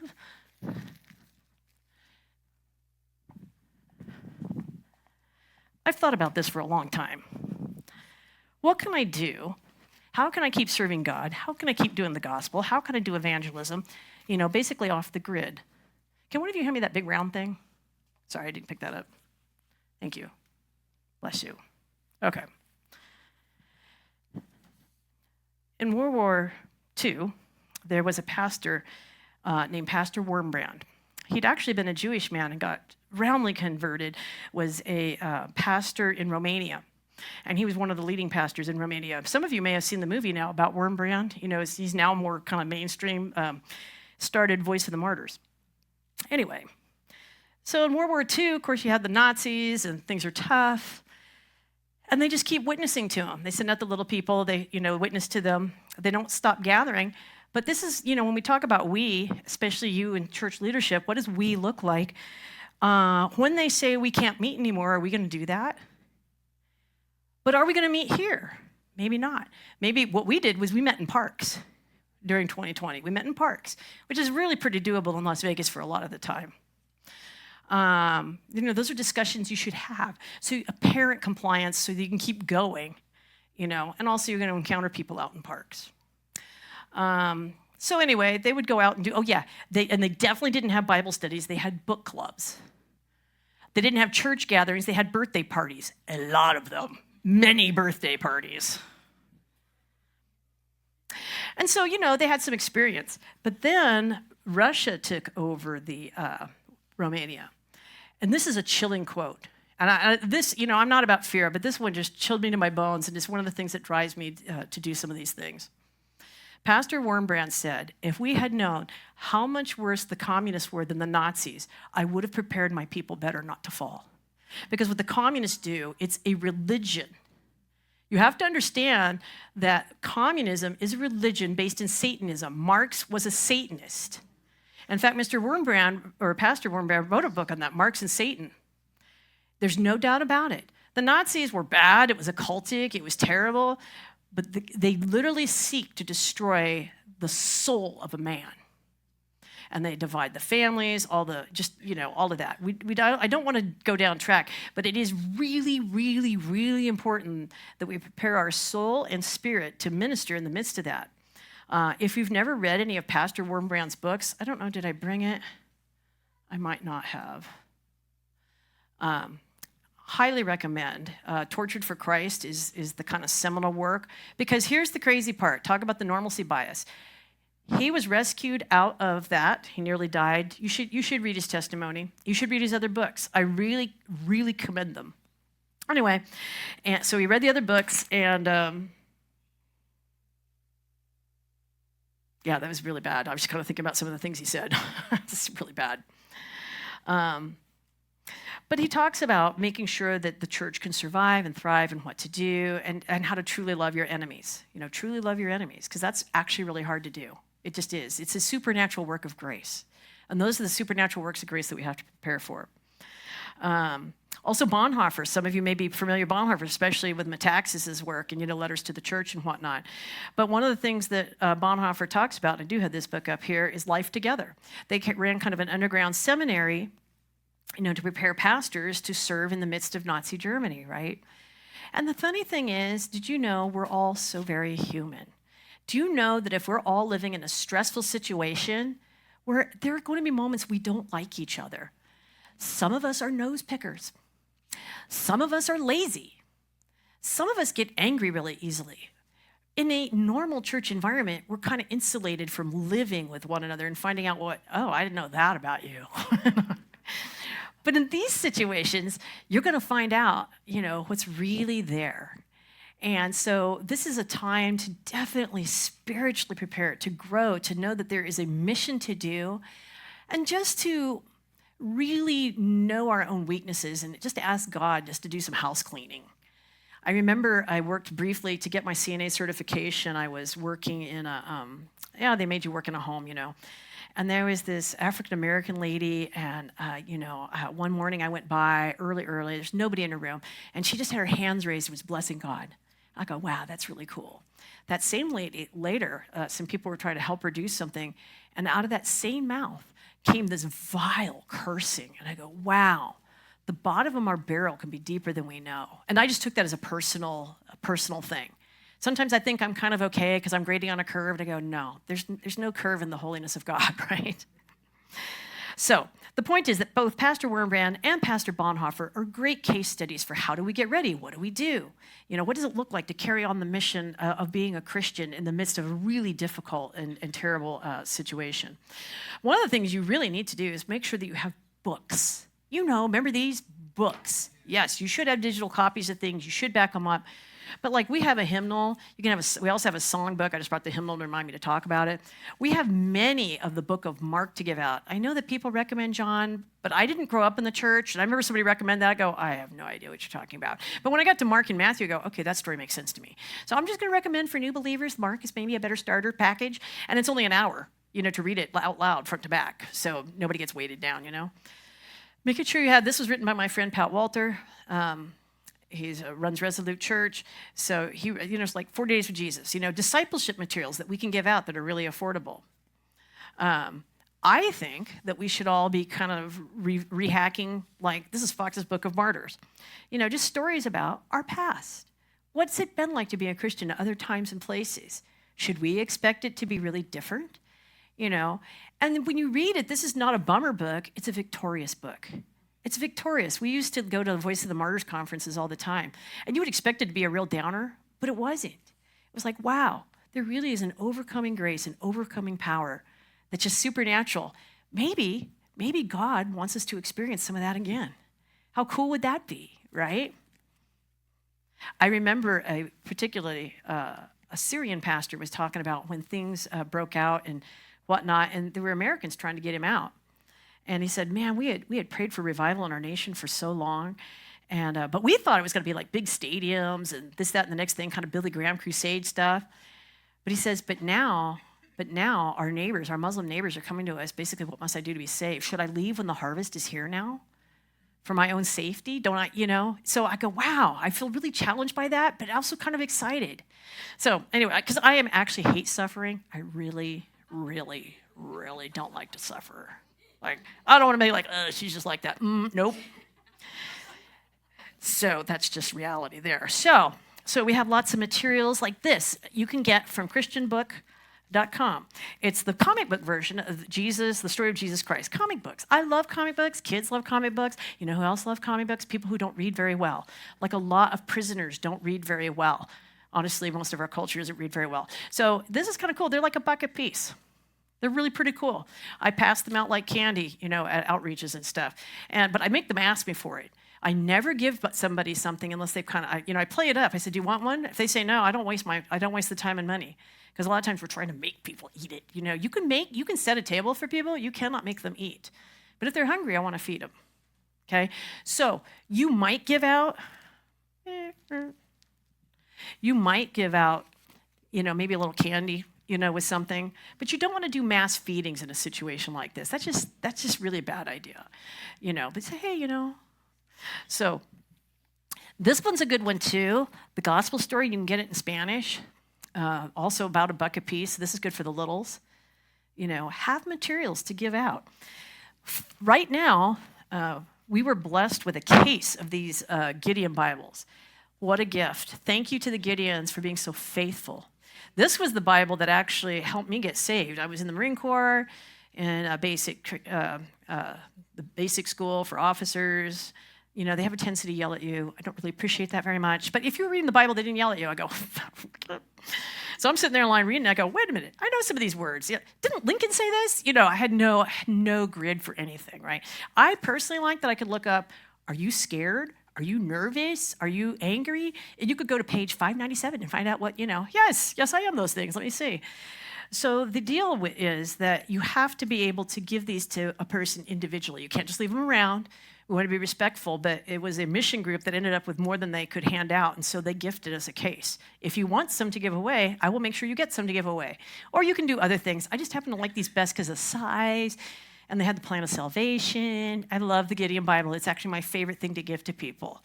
And they have the cute one for kids. Because I tell kids, look, do you have any friend who's worried about, maybe you're worried they're going to kill themselves? Look, page 695 tells you about that. And they go, yeah, let me see that.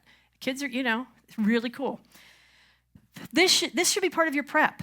This is all part of your prep. This is not just about staying alive and eating potatoes. That's just not it. Now, two of my favorite missional things, offline. And then I will give you a little break because I know some people are going. Now, a lot of missions groups do this, but why don't we do this? You buy the little micro cards, right? Mm-hmm. And you can give them to people. You just give them the cards, a card holder. Put whatever content you want on there. If you're feeling generous, you can give them a flash drive too to go. But most of the kids are going to have their phones. And all you do is put these fresh little cards in there. They're like SD cards. Now, not every phone takes SD cards even anymore. But this is a great way to pass out, like especially the Bible Project. You guys, any of you know the Bible Project? Remember, they show those, in those places far, far away. But we can show them here. But they have some kid ones. Like one is called, it's an anime. It's My Last Day. So I actually have a card, which I forgot to show you. A printed card, has 2 QR codes on it.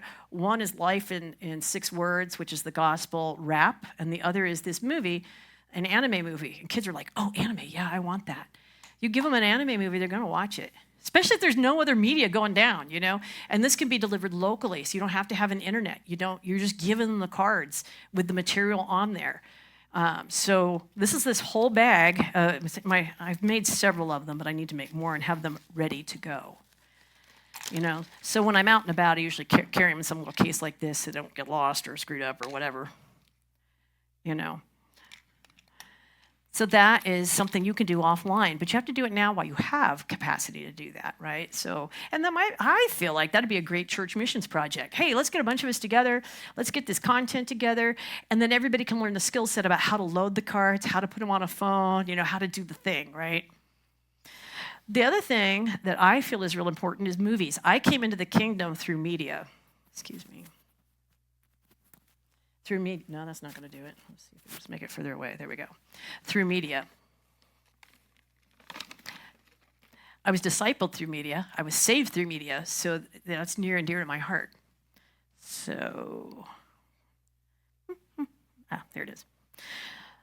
So this is a portable screen. I'm not going to undo it because you guys know how it works. It's just like the window things I hate. But here's the one you might want to know about. Everything has to be offline. You have to be able to take it wherever you're going, right?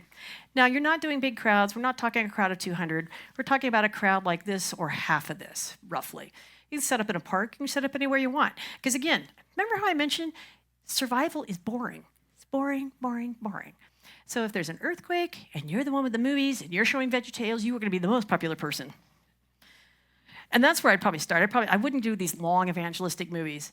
The attention span is really short for adults and children. You want something probably 10 minutes or less, and you can do a series of those, or you can just repeat that one 10 minutes or less. Partly you don't want a big crowd that's sticking around forever anyway, because that just becomes its own liability. But this is the neatest thing since sliced bread. This is a projector. I love this projector, and it's got really great Bluetooth. You hardly need external speakers if you've got a smallish group, you know. It's really bright, really great, and it will work on a battery pack. No need for any kind of, and again, if we had skill set, like, you know, I could show you how this gear works. We just don't have time for that today, but I want you to know that the gear exists and what I'm thinking of doing with it. Okay, so I could attach it to I'm trying to get it attached to my phone would be ideal, but my phone doesn't like to talk to this one, so I probably have to put it on a computer or something. And you just have to make sure that you don't run out of power on your computers. And we're going to talk about power a little bit more down here later. But my point is, we're staying alive unto a mission. If something happens in your neighborhood, you're stuck, or maybe it's just not that bad, but you got to wait out 72 hours until the cavalry comes. That's not going to happen, but let's just pretend that's going to happen. You're going to maybe want to show some movies, maybe pass out some candy with the movies, you know, maybe. So start thinking about, you know, what like there's a VeggieTales. It's like God is bigger than the boogeyman one, where he goes to see a scary movie that he wasn't supposed to. Yeah, some of you may know this. Anyway, I like that one because fear speaks to so many kids, and honestly, adults. Because if the kid comes, a lot of times the parents are going to be there with them, you know. So it doesn't have to be VeggieTales. Like I say, the Bible Project, go there. There's lots of downloadable media. Lots of downloadable media. Put it on a thumb drive for yourself. Then we can get them on the little cards. Then we can give them out, or we can show them on a movie. There's so much we can do, so much we should do. And there's one other kind of esoteric thing, if I can find the right bag. Might not have brought it. Well, that doesn't matter right now. Okay, now you're going to have to use your imagination, because I don't think I brought that item. Or I'll find it later if I did bring it. In the big wide world of off-grid missions, and that's what we're in a mission field. For some weird reason, we think it's out there somewhere, far, far away. It's not true. It's right here. It's at hand. There is a device. I call it, I'll try to find it, but I call it a digital watering hole, onto which I load content, just like I've described to you. Okay, still with me? What that digital watering hole does is it creates a local Wi-Fi network. It puts out Wi-Fi. So if somebody has their Wi-Fi on, oh, look, there's a Wi-Fi network over here. Okay, this has been used a lot in big events like the Olympics, like whatever. A number of Christians will deploy with these objects through this space. And so you're just standing around. It's not even active. You just turn it on, and anybody who logs on will either see it, they can watch it, or they can download it onto their own phone. I think that's really cool. It's been a little buggy, and at least in my experience, but I'm going to revisit it now because time has passed, right? And I have a couple different of these versions. But how cool is that? That literally, like maybe this church, you could just kind of set that thing out. It could just be broadcasting it. Personally, I do it like around schools, especially if it's my last day. Hey, free anime, and you can label your Wi-Fi network whatever you want. You don't have to go Calvary Chapel, Red Rock. I'm not doing that. Now, the kids is like, free anime movie. Oh yeah, let me see that, right? So you can label your Wi-Fi network what you want. I log on, I see it, oh yeah, I can do that because kids are stupid. They'll just get on any Wi-Fi network, it doesn't matter. Well, it's not just kids, but whatever. And you can curate the content to whoever you think you're around. Tell me that's not the coolest thing ever.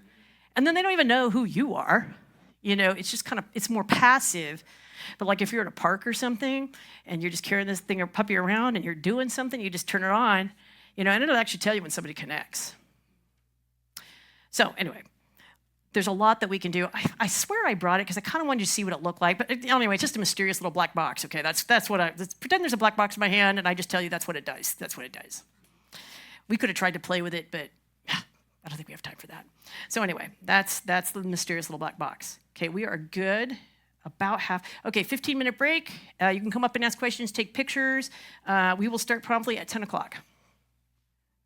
So now, we've talked about a little bit of church history, why we do it, how we can do missions, a little bit about the we, and I really encourage you guys as neighbors, as friends, as this church to discuss what does we look like for us.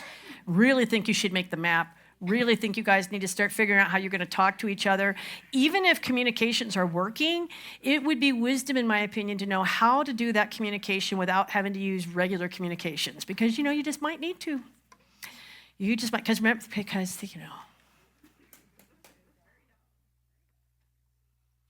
All right. I want to talk about, as we're moving kind of from scenarios into practicals, but this overlaps it. All this stuff that's in front of you here, these things, either is my actual bug out bag or stuff that came out of my car. I tend to keep stuff in my car, partly because when I travel, usually I travel in my car and I just kind of want to have stuff handy. Last year I traveled cross country, I drove the car, and I just kind of camped out of my van because it was convenient, there was no bed bugs, and it was a lot more affordable. So really the back of my car kind of acts as my camper. But I also have my travel bag here, and I also have the bag that I tend to just carry around day to day. What are in these things? So I'm going to go over the kinds of bags that you might want to. Men, I apologize. I know that your wives or your significant others are going, told you I needed more bags. Just going to apologize up front because I know that bothers Brian. He's so patient. He's so kind. It's really true. Every time I show up with another bag, it's like, oh, eye rolling. And I don't blame him, to be real. Okay, let's talk about day to day. What might you find? Remember those old TV shows? Hey, can you find this in your bag, sort of thing? Actually, I just played a game like that with my daughter. I go, hey, I've got a lot of that stuff. Now, if my bag is big enough, I will put my water bottle in it. In the summer, sometimes I go with a lighter bag, so I carry my water bottle separately. This is not a regular water bottle. I know it looks like it. Let me explain. Okay, first thing, you might notice this. Of course, this is great. You can take these apart and just use them, because it's for rope. The reason I have it is because when I was traveling what do we have? We had a wedding, 3 grandchildren, and a move like in 6 months last year. There was a lot of moving around. It was a lot. And so when I was traveling on Spirit, I was really committed to not paying them any extra money. And so it turns out that under rules, you can carry your water bottles separately. They can't say anything about that. So I go, oh, cool. I'll just kind of do, this, and then I can have my under thing bag, and I'm good. So that's literally why I bought this. But here's what makes this special. Remember the Epic water bottle people, or the Epic? And I said they primarily do tap water, not exclusively, but they primarily do tap water. But they have these extra. Okay, this will do any water. Theoretically, I hope to never, ever have to test this out. You can do it out of the nasty mud puddles and stuff, and it should filter it all out. What will happen if you're using murky water is this filter will fail much quicker, but if it's a short-term thing, it might be okay. So what this means practically for me is I can refill, and I did, at the campsite. Remember I said, I'm not drinking your water unless I filter it. So I refiltered this, and I had a lot more confidence that I wasn't going to get something weird. Because I remember for a while, it's like all the campgrounds, there was a outbreak of E. coli because who knew all this junk was in the water? I go, I'm not doing that. We just recently went to Bryce and Zion, and so I really like the sling. I'd seen people wear them. I thought they looked stupid. I'm now in love, so I repent. Because it's really, really practical for just carrying your water bottle around. It's nice and soft. So I may remove this for going through Spirit, because I have to do another trip soon. But anyway, it has the filter at the bottom. It's a little tricky. They say it'll do approximately so many gallons. I don't like that it doesn't turn color. Like, I just kind of have to know when I think it's failing, or I have to be more diligent about recording. But I love this. Let's talk about mud puddles for a quick minute. Sorry. If you have to use this and your water is murky, you really need to take a fabric or something and try to filter out any solids that you can to the best you can before you try to treat it or do anything.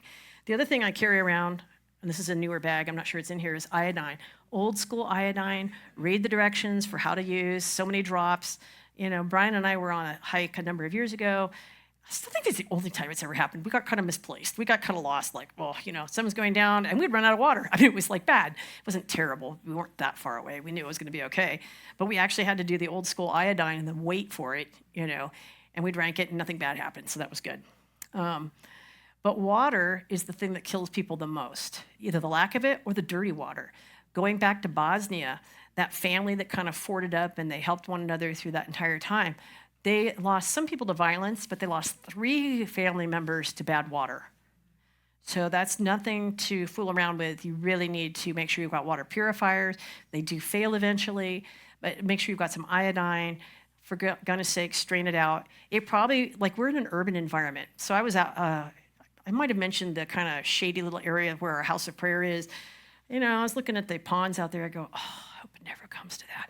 You know, you just don't want to take your life straw and go, you know, out of the... I mean, you have to do what you have to do. But what we have are the volatiles, you know, like the oil, the gasoline, you know, that kind of stuff. Most of these things were like, you know, the beaver pooped in the pond sort of situation. That's not quite the same thing as taking out gas or chemicals or that kind of stuff. Okay, so, but you got to do what you got to do. But filter out as best you can first. Does that make sense? So this goes with me pretty much everywhere, especially in the summer. Well, let's see what else we have in here. We just on a camping trip, so some stuff has not been revitalized. You know, I might carry one of these, the littler version of that. Definitely a battery pack. Definitely a flashlighty thing. Definitely some hard candy. Definitely a Bible for myself and one to pass out every time. Business cards, you don't care about those. Let's see. Oh, yeah, I don't always, but I should carry some kind of a buff. These are the greatest things in sliced bread. It's smoky, it's nasty, it's dusty. You know, you guys know these, right? You know, okay. Buff is a brand, but they're basically these circular scarves. You know, we discovered them in Colorado if it's windy. But especially if you kind of want to keep big particulates out of yourself, you know, really great. Especially you can wet them and still breathe through them. Also, if it's hot, you can cool them down, put them on your head. These are the greatest things since sliced bread. I know I've said that a lot, but it's actually true. Everybody should have these and probably should keep them handy. Like, I think I keep one in the car. I definitely try to keep one in my bag. I don't always succeed, but that's my goal. This one's cute. Look, it's I know, right? You know, you guys get really about it. Maybe this church can make some up for their own church, and they could put a Prairie Dog on it, and then you could identify each other. Ooh, look, they got one of those.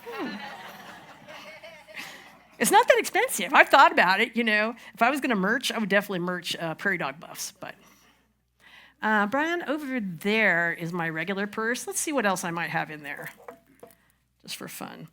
You know, a basic knife. You know, for whatever. In the car, I didn't bring in the whole bucket, is a Leatherman, you know, e-tooly sort of thing. Let's see what other mysteries are in there. I just don't know. Now, this is one of my favorite things in the whole world, so I'm going to share them with you. Probably what I'll do, you people who bingoed, I'll buy you some. It might be a minute before I deliver on the gift. If you're reaching out to me for whatever reason, just know it's going to be a minute till I get back to you. I'm not ignoring you. I do see it, but it's just me, so it's going to take a minute. We used to call them John Waynes in the military. These are once you learn how to use one, you're just going to feel so superior to everybody else. Because it's a can opener. Open any can. Any can. Exactly. Get the good ones, though. Get them from surplus, because the ones they sell at the camping stores are just garbage. They just bend. They look big and, yeah. So it's P38, a John Wayne, a little can opener situation, right? I love these so much. And like I say, it makes you feel so accomplished when you can use one. I think it's really, really stellar. Let's see what else is in this bag. Well, I do know. I'm going to talk about more about it over here, somewhere over here. Oh, yeah. I'll go ahead and talk about these now. I carry X-Clear in my bag. Why, you say? Well, there was all the smoke and nastiness just the other day, and honestly, that's great, but that's not why I carry it. During 2020, there was some research done in India. God bless the Indians, they actually did research, and unlike some other people, and it turns out that this particular nose spray, because it has a kind of sweet, or it has a sugar component from grapefruit, you don't care about that. What you do care about is that if you were around somebody who was sick of any kind, and you did nose spray, your chances of actually becoming ill were significantly less. Significantly. But of course, then people here didn't like that study. And so these people here made that claim online, and they promptly got their knuckles rapped. But it's true. It's true. It was a hospital staff, and it was like a 70% reduction in infection. I think that's valuable. X-Clear. I don't get any money from them. They should just at least give me free things, but it's fine. Okay. This is something, praise God, I've never had to use, but I've decided I need to add it to my daily bag. It's Narcan. With the fentanyl thing, fentanyl is kind of a word that floats out there. You kind of think in your head, it's just druggy people or maybe cops that are going to encounter it. I've looked at the volume of fentanyl crossing the border. It's enough to kill all of America 5 times over, and I'm only exaggerating slightly to make a point. There's no way there's that many addicts. Does this make sense? Because they'd all be dead. So what is it all coming in for, and where is it going? Possibly. I don't know what happens in water. I haven't gone down track on that. But what I do know is that, and you just need to, if you have it, make sure that whoever's with you knows you have it, because by the time you realize you might need it, you probably can't use it, But we read these stories about the police officers that if it hadn't been administered directly, and they weren't even, they could just touching something. Like, I'm at the pump, pumping my gas, I go to Walmart. There's just no way to know, because it takes so very little. Now, theoretically, maybe so. Does anybody here work for any kind of civil, city, county government? Anybody? Oh, okay, cool. I keep hearing this rumor that you can get free Narcan, and if can you address that? So if you get a pain medicine prescription, like you go to the dentist and they give you 10 pain pills because you had a tooth procedure, you can ask the pharmacy for 2 Narcan to go with it. That's how that works. And your insurance will include that for free. Okay, I'm going to repeat that for those of you who couldn't hear it, because I want that. So if you get a prescription medication, even 10 pain pills, you apparently can ask the pharmacy for 2, and it should go on your insurance of Narcan to go with it. I have a friend who actually works in government. I go, can you just get us some of this? Because I feel like we need to have it on a regular basis. If you need the details, ask the gentleman, could you raise your hand and just kind of wave? Again, ask him the particulars. But I had to buy this. I bought it through my Jace case thing, and it was stupid expensive. So if you can avoid that, that'd be great. But I think we need many more of us with this handy to save lives. Just where we're at right now. So I carry that in my purse. Not if you do like Tella Health. If you've been prescribed a narcotic, you can apparently ask for this as kind of like an add-on, like an upgrade that doesn't cost you. If you're going to get it not that way, the way I got it is I did Tella Health with the Jace case, and it was included in their package of things that they sent me. So technically I had a prescription. Well, it is a prescription. I don't want to get them in trouble. It's true. Tella Health is a real thing. Did I mention Christians should be doing this? I think I mentioned that we really need in this valley to set up our own telehealth kind of system. We need a few PAs, we need a few RNs, we need a lot more midwives. We need to get this going, not just for prescriptions, but for everything. Okay, those are bagels. Let's see what else we got going in here. Ooh, yeah, this is my $5 hat that I actually used because it was really stupid hot. It was supposed to be like 80-something. It was 95, and I was hiking. So again, I could make this wet, and that was good. I'm just looking to see if there's anything really particularly interesting in here. I'm missing my spork. Normally I have a spork handy, but my granddaughter kind of co-opted that one. Here's actually the battery pack that I use most of the time. It's a lot more robust. I carry it everywhere with me. It doesn't matter what the brand is, really, but it's robust. Highly recommend that you have a really decent battery pack that you're carrying, okay? And along those lines, we might get to that later. Of course, being a grandparent, I have all kinds of bizarre and interesting things in here. Small rubber ducks, pacifiers, none of which you care about. Okay. Oh, wait, what's that? That might be interesting. Oh, extra batteries. Oh, Brian, I found the 9 volts. That's where they've been hiding. There you go. Whoa, heads up. Oh, look. A Bucky Beaver, not helpful, but you know. Well, honestly, and those of you who are around children know anyway, you should have things to kind of keep them happy and distracted, especially when life is not super happy. There's an interesting, I haven't watched it yet, but I've seen a really interesting movie. And the theme is that the father and the son are in a Nazi concentration camp, and he knows they're going to die. That's it. It's a beautiful life. And of course, he cast the whole thing as an adventure. Like, why wouldn't you do that? Why wouldn't you do that? You know? So anyway, I think that's kind of cool. Normally, I'll have something like this in my bag with me, okay? It's a Faraday bag. They've improved a lot since I bought these. In fact, I was just kind of revisiting. Some of them look like cloth. You can get slings and whatever. The purpose of these is multifaceted. You know, we're always thinking EMP, but it's also to block signals. It's a privacy issue. And honestly, sometimes it's a battery issue. I mean, you can turn off your phone and put it in here. You'd probably be pretty good to go. But if you're keeping your phone on, that's fine. But by putting it in here, it's not gonna randomly ping all the time. Your battery life will be dramatically better because, you know, it's always looking for somebody to connect to. Well, if it can't connect, it's like, oh. It's like a timeout corner for your phone, okay? That's exactly what it is. They're called Faraday bags. They don't all work the same. This brand, I think, was the good brand. And I bought an alternate brand, and I could still call my phone in there, and I go, that's not how that's supposed to work. If your phone is in one of these things and you can call it, that's just throw it out. Not working, okay? Not happening. So they've improved a lot since I bought these.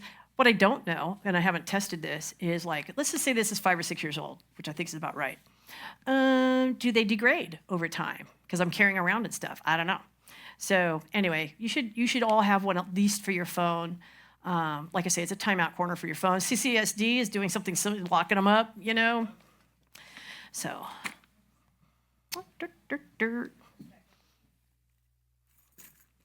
theoretically. Now remember, do we actually know what's going to happen in EMP? Actually, we don't know. We only know about the Tsar bomb. For those of you who are nerds, go check it out. You can see what happened. And it wasn't immediate either. Because that's when the first thought came out. Everybody went, I want to buy a 1969 Dodge truck. That'll get me through. I go, if it works. We have a friend who's got a Dodge. It's a 1990, right? Anyway, trying to keep that sucker working is just like, you know, reliability is kind of a moving target, just saying.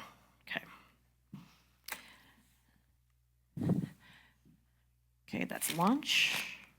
Oh, I also always carry matches and a lighter.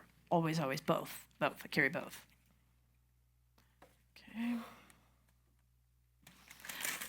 So that's what you're going to find if, you know, you're going through my stuff.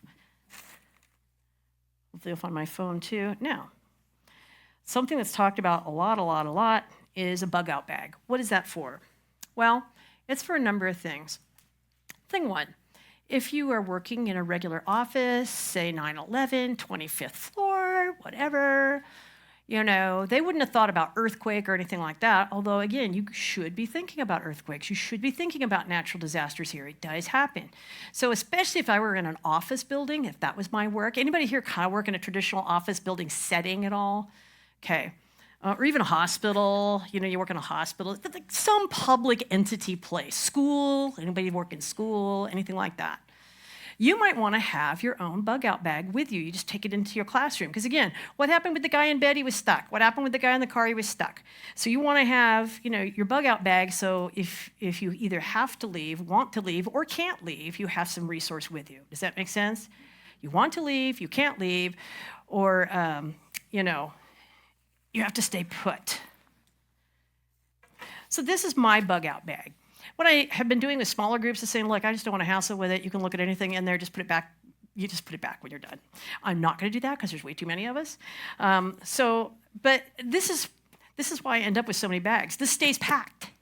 Now remember entropy, I really should check it and make sure that things haven't done bad things in there. You just leave them alone and you open it up and like, what were you doing in there? I don't know, it leaked.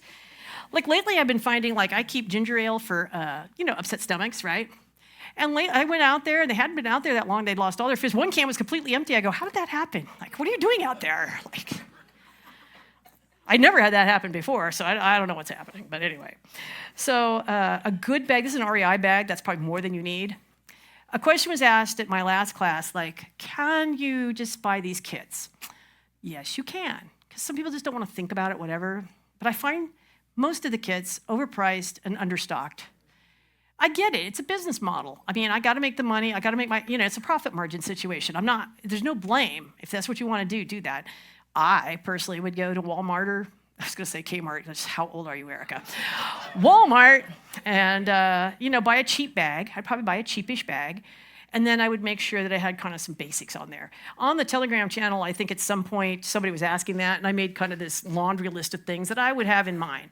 Not everybody wants to be as complete. And don't forget they change by season. What you need in the winter is not the same thing you necessarily need when it's summertime, especially here, because our seasons are so dynamically different.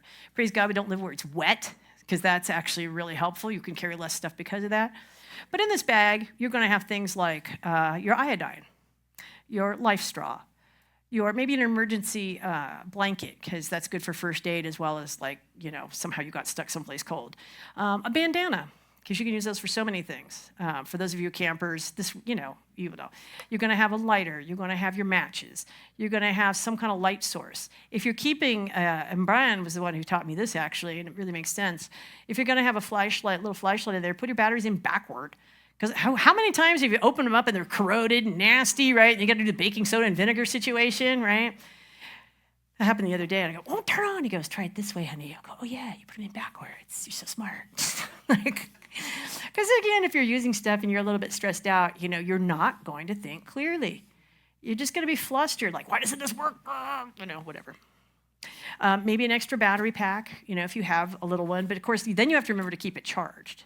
So ideally, you want things in here that are more entropy-proof, because at least I don't look at this all the time. And I have stuff, I am a squirrel. I keep stuff stashed all over the place. I have a trailer where I have one of these. I have the house where I have one of these. I have the car where I have one of these. Definitely a basic first aid kit would be in here.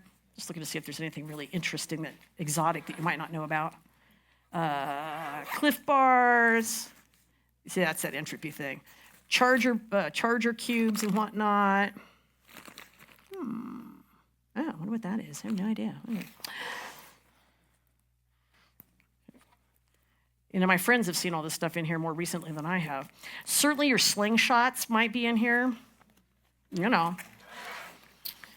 For sure, a multi-tool, a knife, that kind of stuff. Slingshots with extra rocks should be in here. Don't forget the extra rocks. Oh yeah, a monocle for sure. Some kind of a, binocular situation. Ooh, I think that's... I have some protest stickers. Ooh, my other spork is in here. Oh yeah, my little compass. My little magnifying glass. This is the case thing, my little zip drive.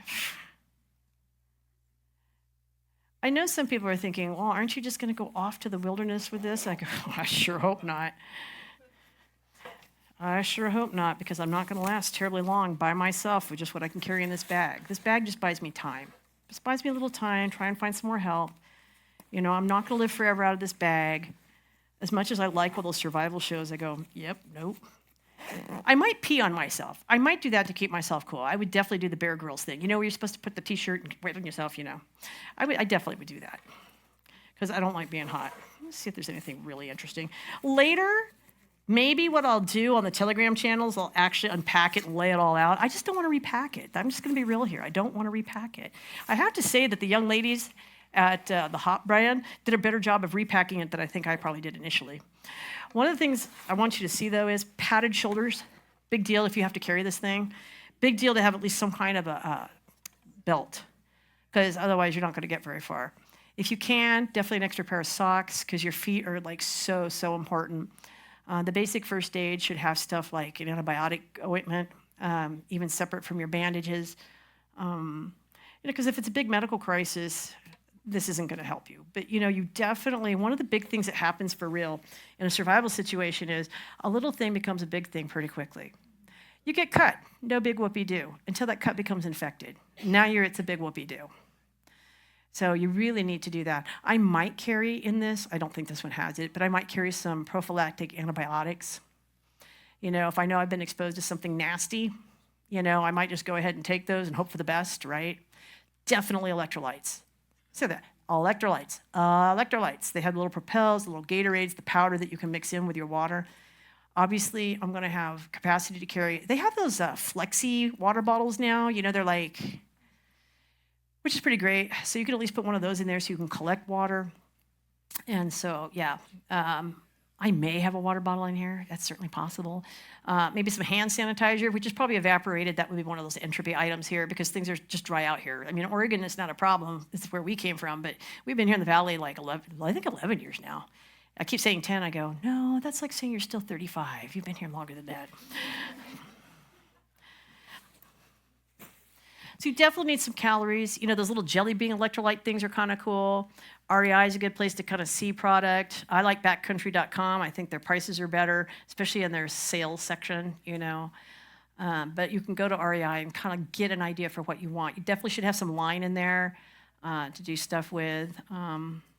I would have little hand sanitizer wipes, the individual little kind. This only happened once, but it did happen once, and I thought about it. So you're out there doing your thing, and suddenly I was struck with the fact that I had to poop right now. Like, I think I was having some kind of digestive issue. Like, it wasn't just solid poop, it was, And so I went off on the side of the trail, and I go, I don't have anything to wipe with, really. That's kind of a problem. So I definitely will have, also I will have in there some plastic trash bags, big and small, that can be used for multitudes of purposes. Which might include throwing out something nasty if I have to carry it with me. So yeah, having some wipes is really good. The other end of the spectrum on that, and again, this happens a lot, things that they don't necessarily talk about a lot in prep class, is if your diet has changed, you're under stress, your water is different, your bowels will behave differently. They'll either be runny or solid. This is not a personal story, but it's a secondhand story. A young man on a Navy ship, he's super homesick, life stinks for him. So he eats his comfort food, which is Oreos. He's eating many, many Oreos. Well, then he can't poop, That's a deal. So, maybe some Benefiber should be included, You would be surprised how incapacitating it is, whether it's either end of the spectrum, literally other end, of if you're not digesting correctly. That is a big, big problem, like seriously big. And we're going to talk about this later, vomiting, huge problem, and it happens. So I personally, in these bags, try to carry like the little wipes that are individual, because they don't dry out as fast, it's the big things, right? Because also if you have sticky poo, and you can't quite get it, sorted out, you just don't want to put your pants back on and walk with that, because it's like, I know this is real stuff, guys. It's not, it's not good, okay? Not good, very distracting, and not clean. Cleanliness is going to be super important. You think, oh, it's just going to be for a day or two. Maybe, you don't know. You should start trying to stay as clean as you can.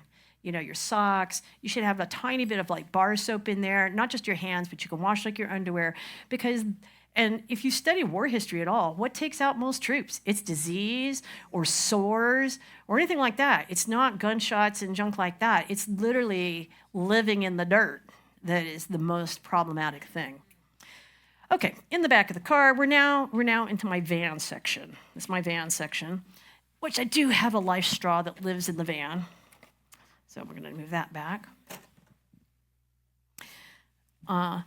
Just recently, a friend of mine went to the Narrows to go camping. She goes, yeah, we had to end the day early because the ground was too hard. And I go, because we lent her our camping gear. I go, didn't you have mats? No. I go, okay.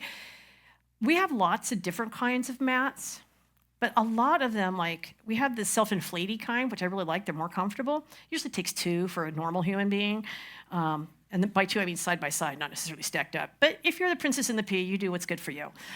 But they, along the seams, eventually they will fail. These are pretty much unfailable. They take up a little bit more room, but I think these are where it's at. You know, and really also very important in the Scouts, we'd make these things called sit-upons. Anybody do Scouts? Oh, wow. Okay. All right. Well, anyway, you don't generally want to sit on bare ground for different reasons, whether it's too hot or too cold, usually too cold or too wet.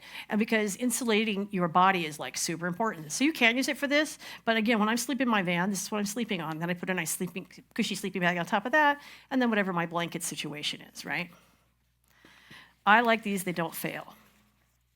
And that's really important. The gear you buy now may be the last gear you buy.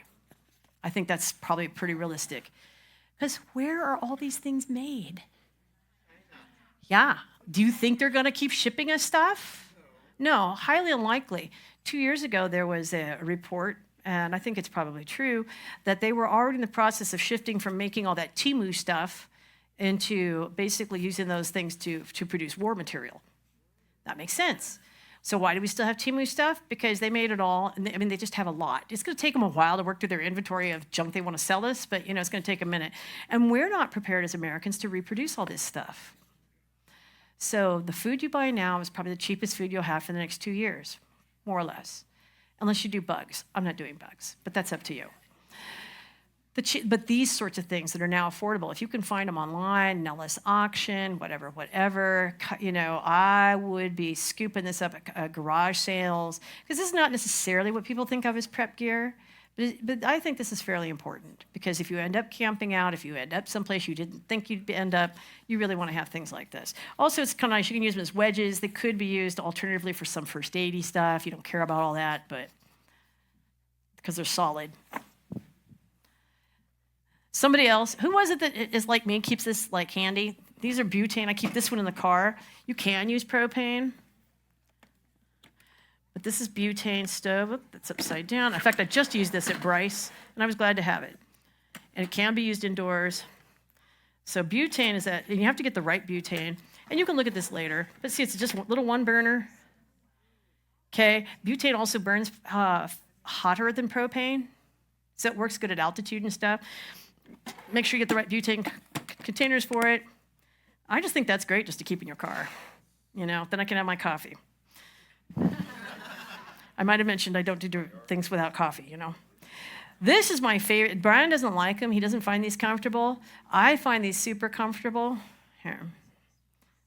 It's padded. I was just recently at a long prayer event. It was like 5 or 6 hours. I don't remember. Outside. I just kind of get down in here. It's basically like a floor. In fact, that would be good. That's what I'm taking with me. Kind of like a rocking chair. They call them stadium seats. For me, this was really comfortable. And you can adjust. This one's kind of tightened up right now. 6 hours, not a problem, because I straighten my legs. I just need my back supported. I can carry all my junk in there. I love these. But it's just uncomfortable for Brian. What would you use, Brian, if you had to go someplace and you didn't want to take your giant chair? We can come back to that. So I love Howdah seats. They're also called Howdah seats or stadium seats. Okay, let's see. I always carry a tarp. In fact, just reuse this at Bryce. Always carry a tarp. This one could be a little bigger, but yeah, so usable for so many things. So I don't need to tell you about that.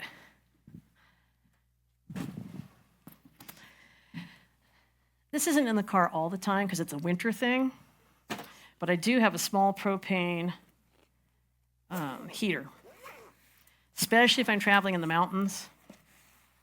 Okay, keep it all together. And there's a couple emergency blankets in there too. Something I forgot to mention. We were Brian was working for a really well-paying contract job, but we saw that with everything that was happening in 2020, that just needed to come to an end, so we did. So our income dropped precipitously, which was fine. So we decided, as an interim measure, to live out at Lake Mead in our pod. But there's no facilities out there. You can't hook up, there's no water. You know, you have to bring your own water, you have to bring your, you have to schlep your poop, there's no electricity, no nothing. So, but one of the things we found out is you can refill, there's a mechanism if you have the bigger tank to refill these little guys. If you've been throwing out these little guys, there's a special little widget, which I didn't bring, but a widget exists. I just want you to know it exists. Just go online. How do I refill? It worked really good. We were able to refill these little guys, and then we could continue to kind of use our smaller devices, right? We didn't have to use our big one all the time. I thought that was pretty cool. We learned a lot about solar power, which we will also tell you about a little bit later. Hold on. Find my zipper. We'll come back to that. Whoop. Okay. And we don't need this, and we don't need that. I think so far this is everybody's favorite. If I was going to give out a prize, that would be the one I imagine everybody would want.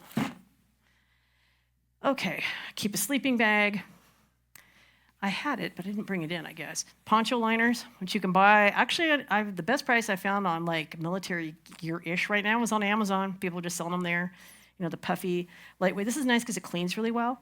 But, okay, basic, cheap. I like these for cars because they're puffier than the backpacking ones, the down ones. Also, when down gets wet, well, this too, it just gets wet, it's bad. You need to have a wool blanket in your car. I had brought one, I don't know where it is, doesn't matter. It's a wool blanket because wool can get wet and it'll still keep you warm, right? So I carry this and a wool blanket. And then too, I also carry, which I think I will get to somewhere down the line here, like a little canvas. I love these. I use these for outreach a lot actually, but now I'm using them just for prep. For tenting or for sitting, and then you can insulate it, or you can even use it as a little bit of a sheet. Remember, you need something lightweight to cool, if it's hot, be able to cool down. For the most part in a car, I'm also going to make sure that there's a bucket, because let's talk about sanitation. This is a true story. I drove back east to just about a year ago, actually. It's my grandson's first birthday coming up next week. And so I drove back, and I was in the military hospital kind of waiting for the baby to happen. Didn't happen. So I was there for a couple nights, right? Not a problem, because I could just go to the hospital to go to the bathroom. Except for this one day at 6 a.m., I couldn't go to the hospital to go to the bathroom. I go, and I'm in a parking lot. What am I going to do? And unfortunately, I was not as prepared as I should have been. So I'll show you what I will not do again. So we were just at Zion. Have you guys ever go out to Red Rock, right? Yeah? Okay, cool. This is where I found these things. Actually, in my glove box, I just bought it. They're basically little poo bags. You buy them, and you can do your business in the thing and you add the stuff, and then you do your business, and then you wrap it up, take it away. Well, I didn't have that, which I wish I'd had, and I deeply regretted it. So when I went to Zion, I put it in my glove box. So now I do have that. But it's easier if you have like a little bucket of some kind, especially if you're a female to hit the mark. It's just a little easier if you have a structure to, do stuff in. So I'll show you how it works. So also I've got the toilet paper in here. Fresh antibiotic, that's good. We can talk about that later. Oh, yep. Things in the car. So, you could transport your entire throne if you wanted to.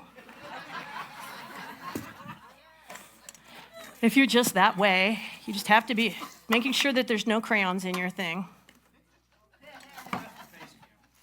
Yeah, that's base camp for sure, right? Let's see. See, then it's like, oh my gosh, I don't remember how to use it, right? Anyway, you can imagine there's a hole in there, and there's a netting in there, and you just put one of these bags in there, right? And I kept the user's manual with it, which made a lot of sense. But this is the magic. See, poo powder. Now, it works for stuff, not just poo. It works for wet, too. So if you do your business in your bag, you put a little bit of this in there, do your business, not one or two or both, a little bit more poo powder. You can layer that up 2 or 3 times before you have to dispose of it. Okay? If you're traveling, it's an emergency. You go, well, I'll just dig a hole. Yeah, you and the 5,000 other people who are on I-15, okay? Now, what a lot of people are doing, and I know you know this, haven't you been driving along? Haven't you wondered about all those Gatorade things on the side of the road, right? You know what that is, right? But that's for men. We're not, I don't know what the women are doing. I don't know, but they're not doing, that's not the Gatorade bottles.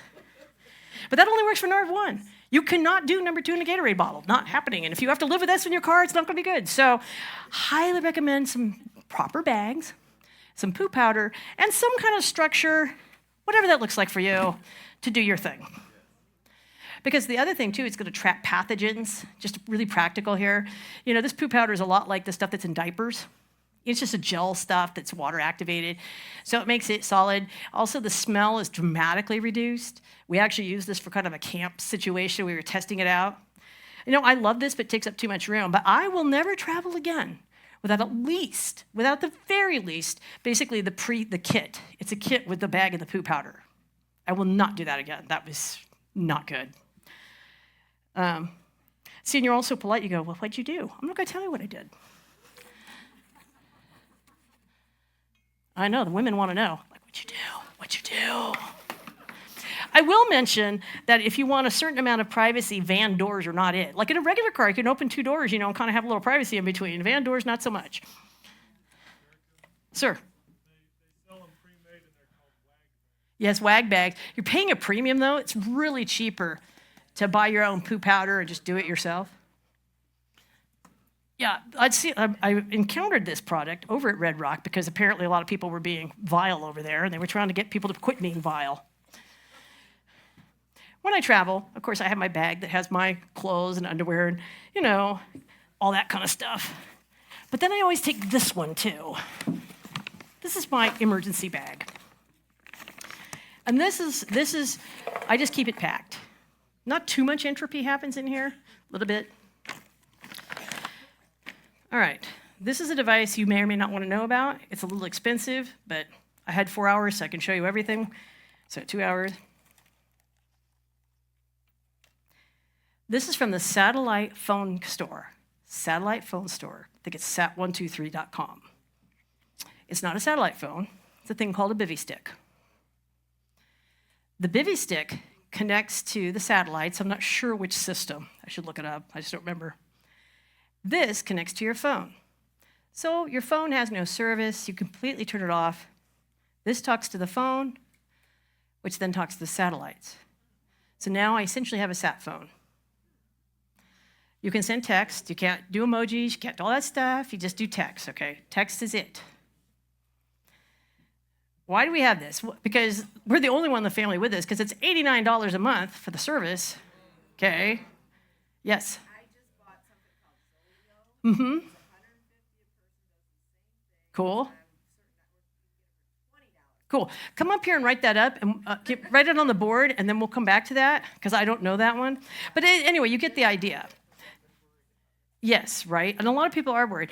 Now, here's the thing, though. As soon as you do, yes, good luck. Here's your eraser. There you go. I was just going to put it right up. Okay, you can do that if you want. It just, here.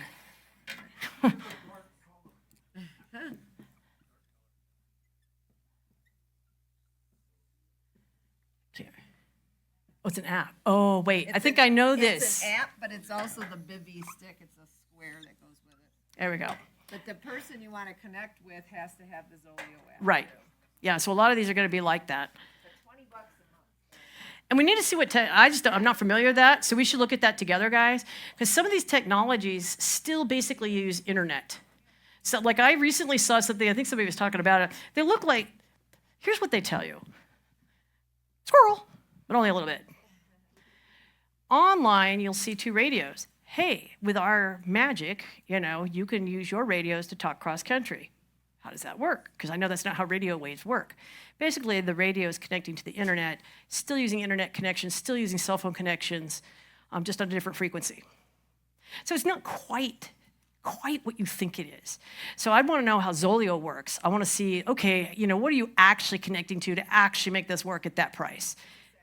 And we have to see what system too, because there's some discussion of taking some of the satellites offline for civilian communications. And of course, that's how our GPS works too. Remember, that was for the military, it wasn't for us. Other reason for having your atlases. One of the things that could and likely will happen if war is about to seriously kick off, like a day or 2 or 3, now you may say that happens to me all the time. Your GPS may become more unreliable. I'm not talking about your reception and the fact that the edge of town it thinks you're in the Confederated States of Micronesia. I'm not talking about that. That actually happened to us in Texas. Turn left at the Confederated States of Micronesia. I'm like, you lost your darn mind. Like, we're in Texas. No, that's not what I'm talking about. I'm talking about like if it really becomes like notable that it's not as accurate, notable that it's not just not working.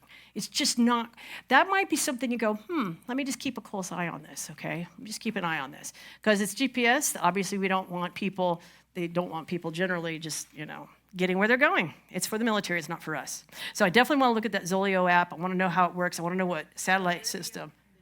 It is Iridium. Awesome. Wonderful. I think you guys should all take a look at that. If it's more affordable, think about it, for sure.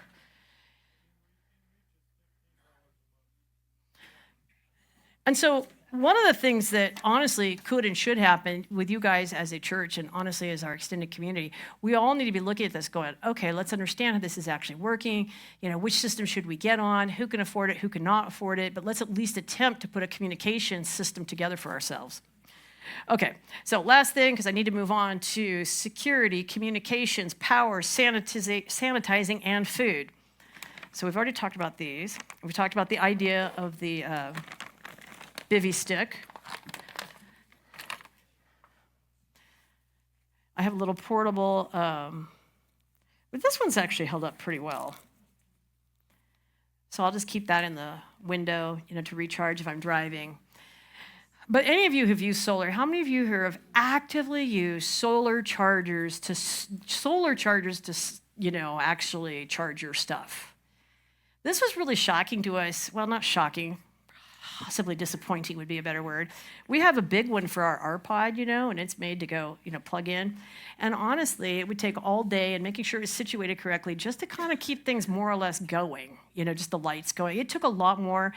These have gotten better for sure, but even still, it takes longer time than you might think to recharge things especially once it's, discharged.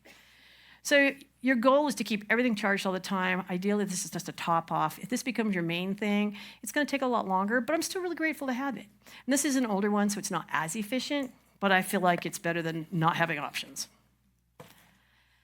Okay, this is what I was talking about. I have like these little liners.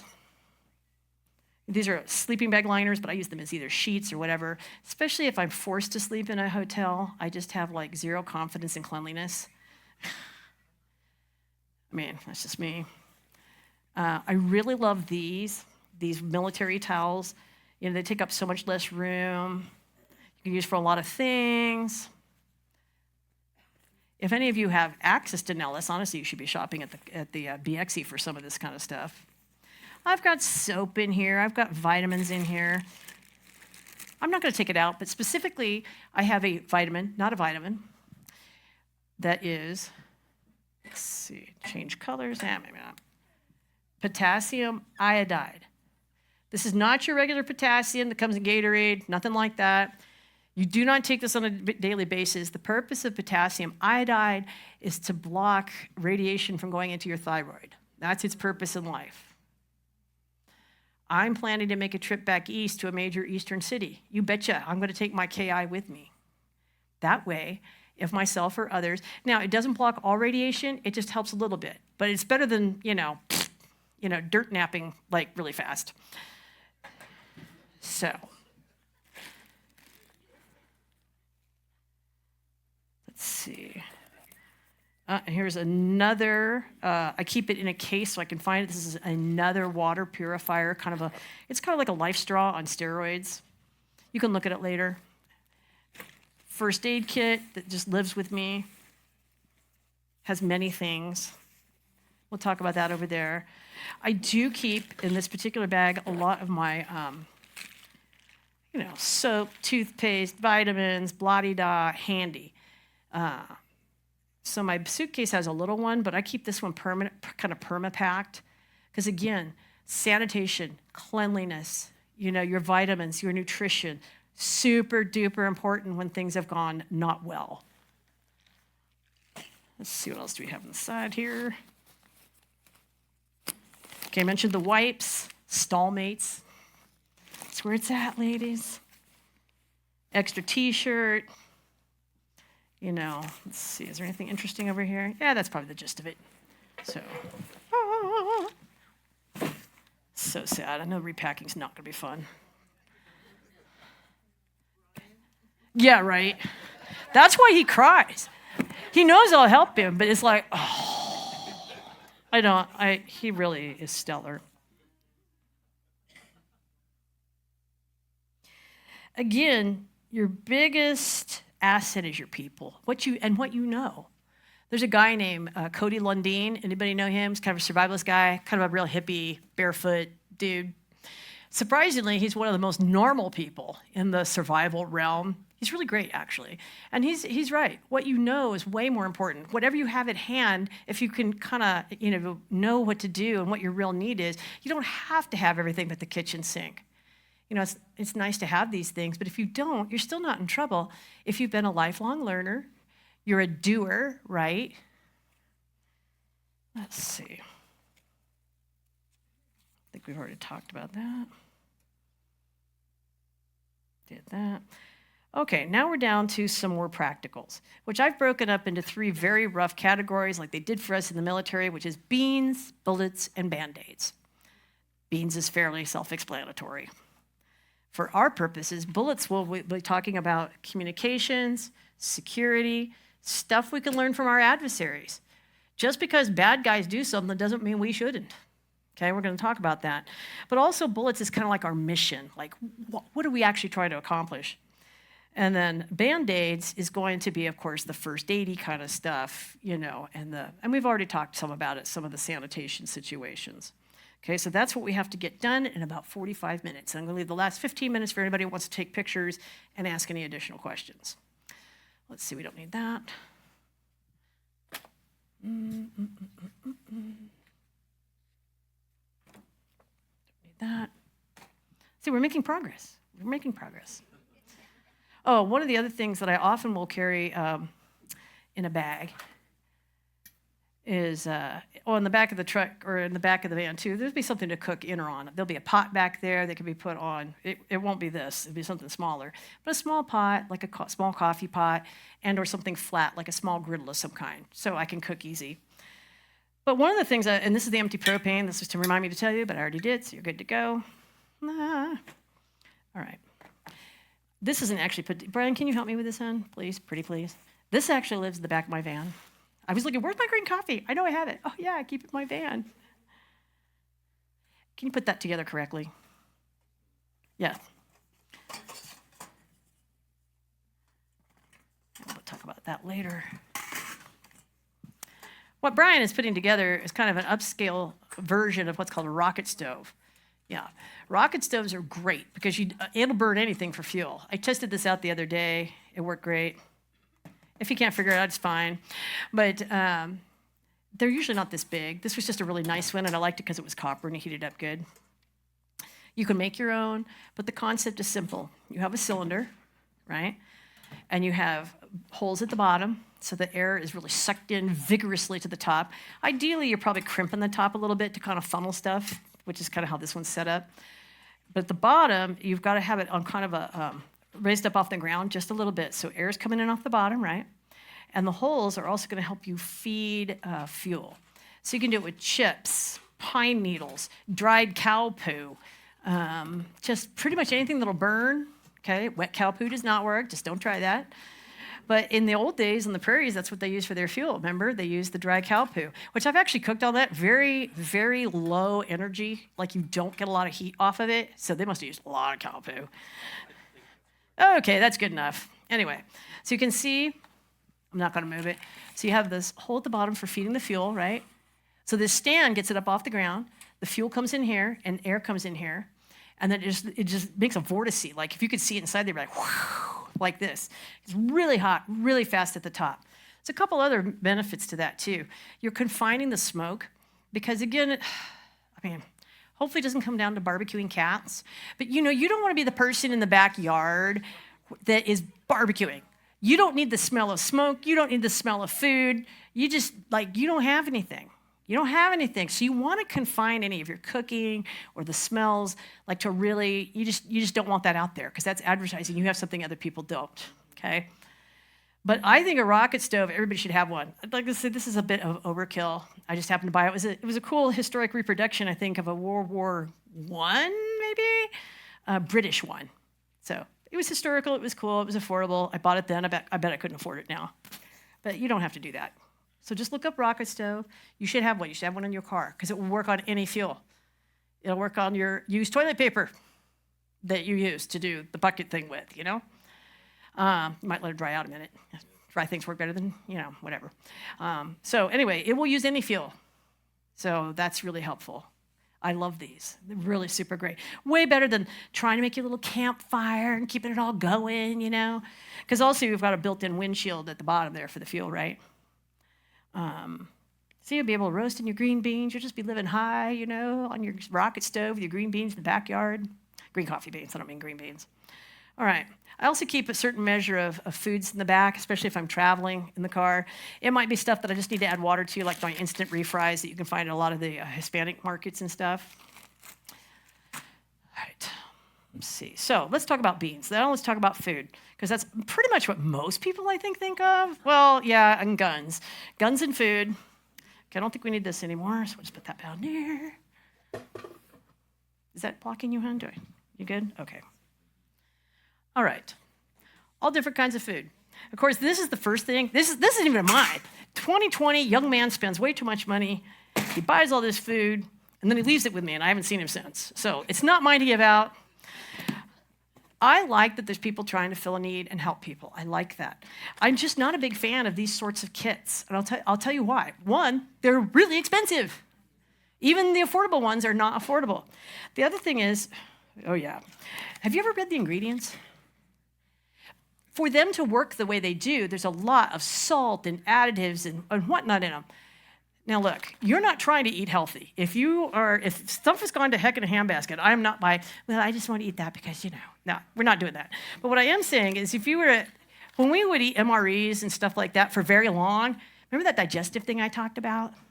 Okay, that's a thing. Also, just too much sodium. You actually don't feel well if you don't eat right for a long period of time. Oh, you eat this stuff for a year? I don't think so. The reason I would have anything like this is, something's gone really bad in Las Vegas. I need to get out now, just chunk this stuff in the car, and I'll sort it out later. Okay, that would be my own. I am not having piles of this, and that's what I'm going to live out of. I think you'd be really unhappy if you did that. I think you would not feel well. I'm not sure how sustainable it is, and it is really expensive. So do I have some? I do. I have one of those buckets you buy like at Winco or Sam's Club or Costco or whatever.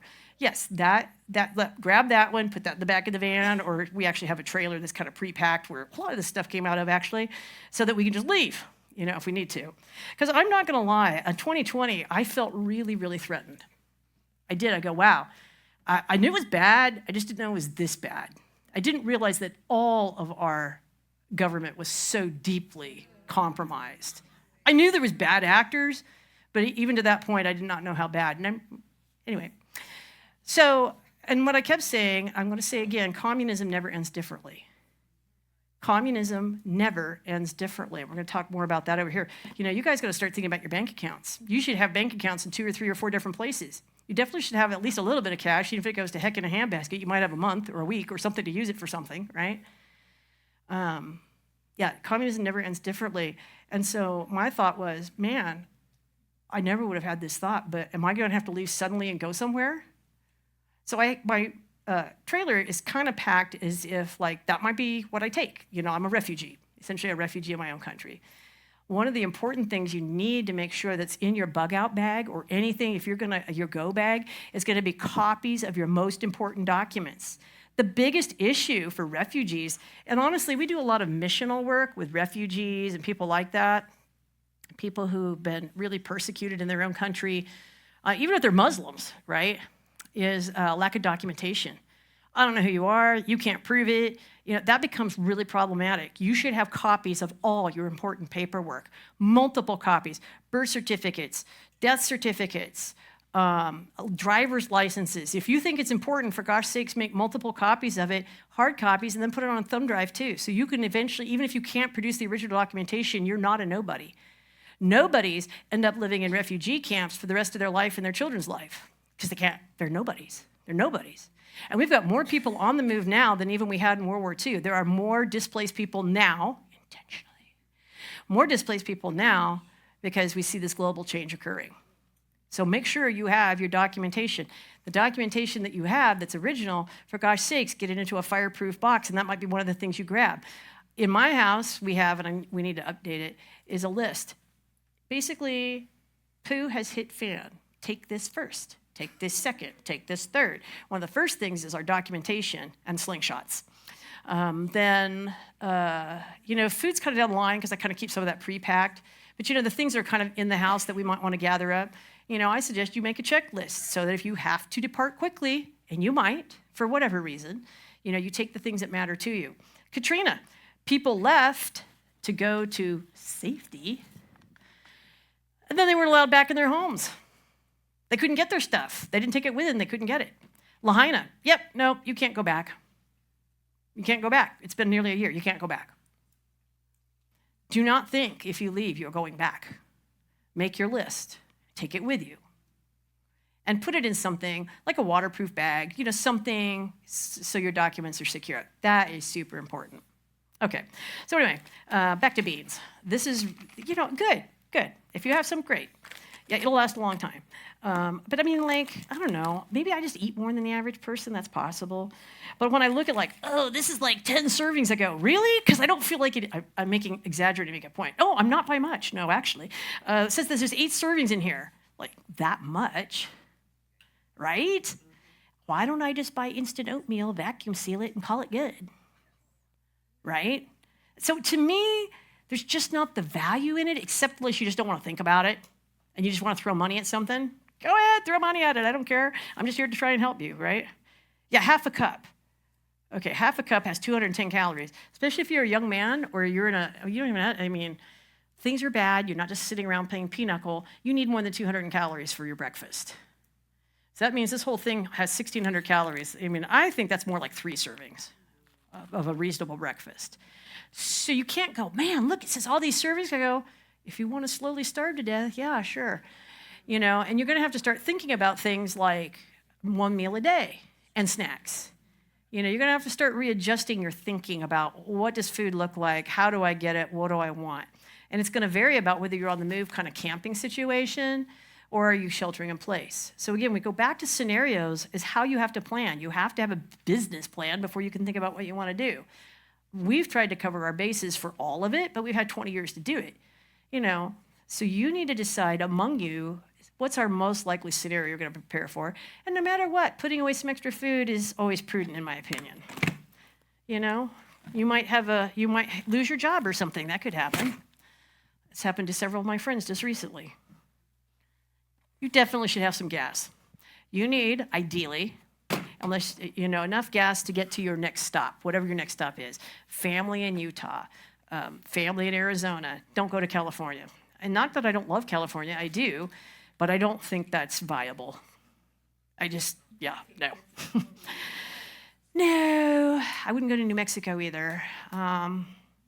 Honestly, Utah and Arizona, if you're driving, it's going to be someplace like that, and hopefully you got some friends. But you need enough gas to get there. Because what often happens is the capacity for people to take credit cards just doesn't happen. Or because so many of them, if they lose electricity, they can't give you gas anyway. So hold some gas, don't be crazy. Naturally, I did not take that advice, but you should take that advice. Okay, not all cans are created equal. Some of them are terrible. Brian's lost his sanctification on a couple of these because they're like the safe caps from California. They're so stupid. Try not to get those. We got, before, they're now $100 each. I think I got them for $35 or $40 new. we used to call them jerry cans. They're metal.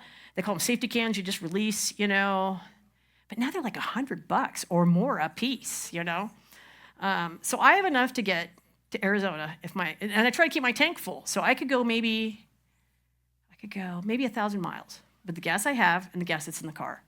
Okay. Stabil, S-T-A-B-I-L. If you're going to store gas, it's really awesome.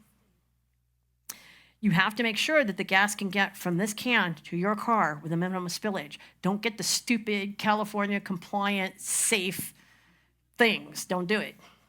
Also, remember you live in the desert. So if you've got these in your garage and entropy's happening out there, you might want to remember to vent them now and then. Open them, close them, okay? Yeah, you don't want bad things happening. You go out there and your can looks like this. For gosh sakes, do that.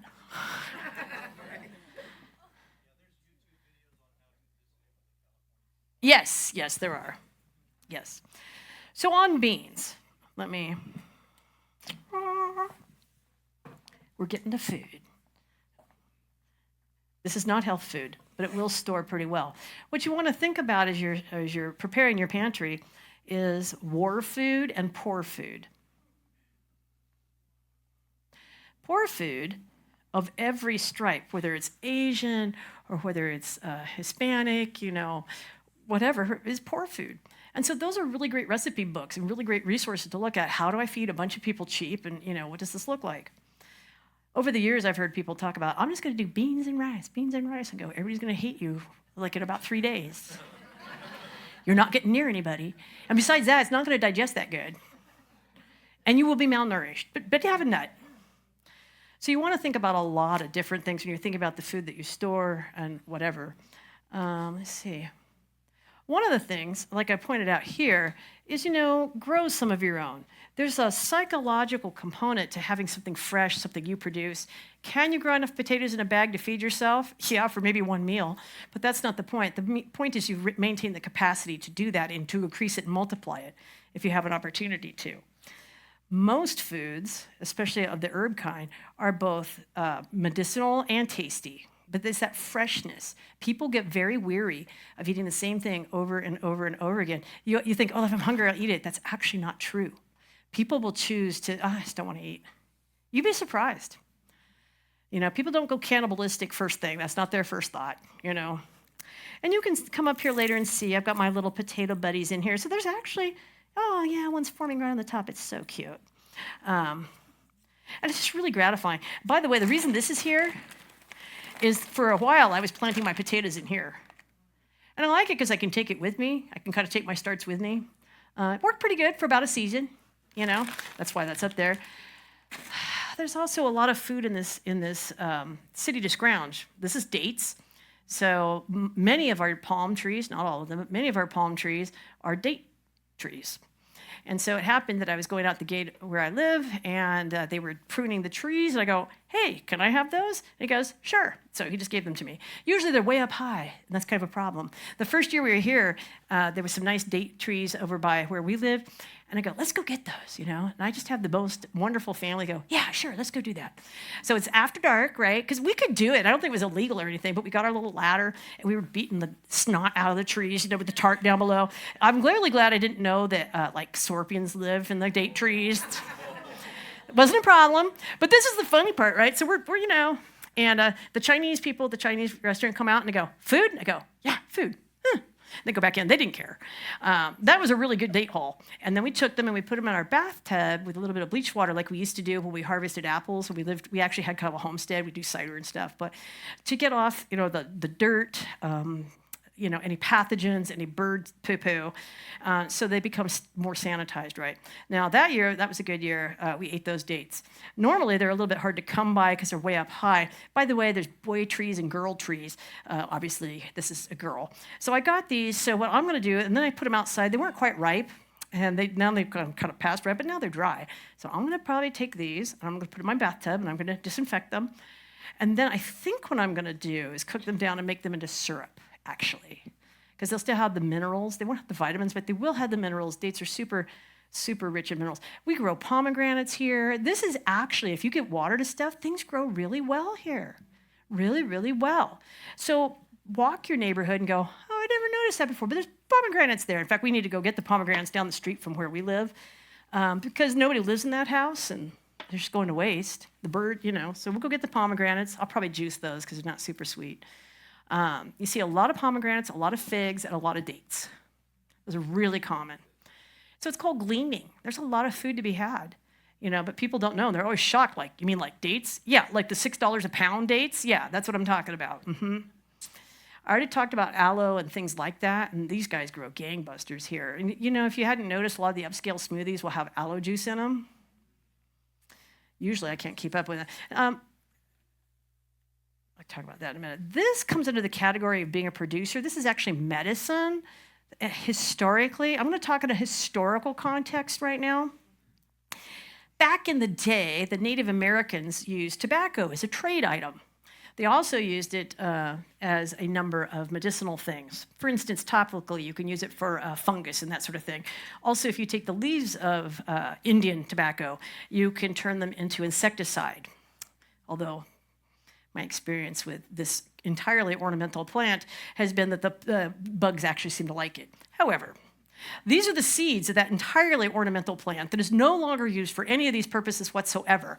We don't smoke it. We don't trade it. Actually, beekeepers will sometimes use it to, sedate their bees. I used to trade this entirely ornamental plant for honey with the beekeeper. That was a pretty good trade. So this is the seeds of that entirely ornamental Nicotiana, historically accurate plant that grows ridiculously well in this valley. I was shocked. It grows really, really well here. There's also some research that shows, historically and traditionally, that it can be used against snake venom and other kinds of venomous things that have been discussed online. So anyway, that's all you need to know about that. You can ask me later when I'm not on a mic what more I know about Nicotiana, ornamental, and food history situation. Okay. While this is not directly pantry related, it sort of is. How many of you have Instapots or something like it? Okay, all right. Normally I'm not like, go buy one. Or something like it. I'm not about Instapot, this is the one I know, right? I'll tell you why. I'll tell you in a few reasons. One, this is the yogurt making. Okay, that's cool. But you can sterilize it. It becomes an autoclave because it's super heated steam. You can sterilize with it. But from a food standpoint, one of the most important things is, like if you're making rice, well, you wouldn't have a loss of water there. But pasta, no longer have to drain the water.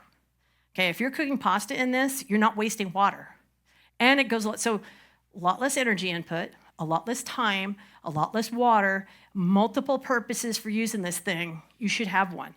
Let's just say we're back to the intermittent electricity. You can cook a huge meal quickly in one of these, right? Like I didn't used to use dried beans that much because it was kind of a pain, right? You have to soak them, blah, blah. I just put a pound of beans in here. I cover thoroughly with water, like way cover. I turn it on for an hour, hour and a half, and I have finished beans. I'm done. And I've cooked up those beans for maybe many meals. That's what I would use a generator for, maybe. Maybe not. Maybe I've got 2 hours of power. Maybe I decide to use it for cooking. Okay? So I really do think an Instapot is super important. You're also going to want to make sure that you have a manual can opener. If you just don't feel like you want to buy a P3, man up, buy a John Wayne, just do it. It's fine, but you should get one of these too. The Kia sells them. You want to look at your packaging. I have two kinds of cans here. One's with the pull tab, that's cool, and one's with the more traditional, how to use a can opener.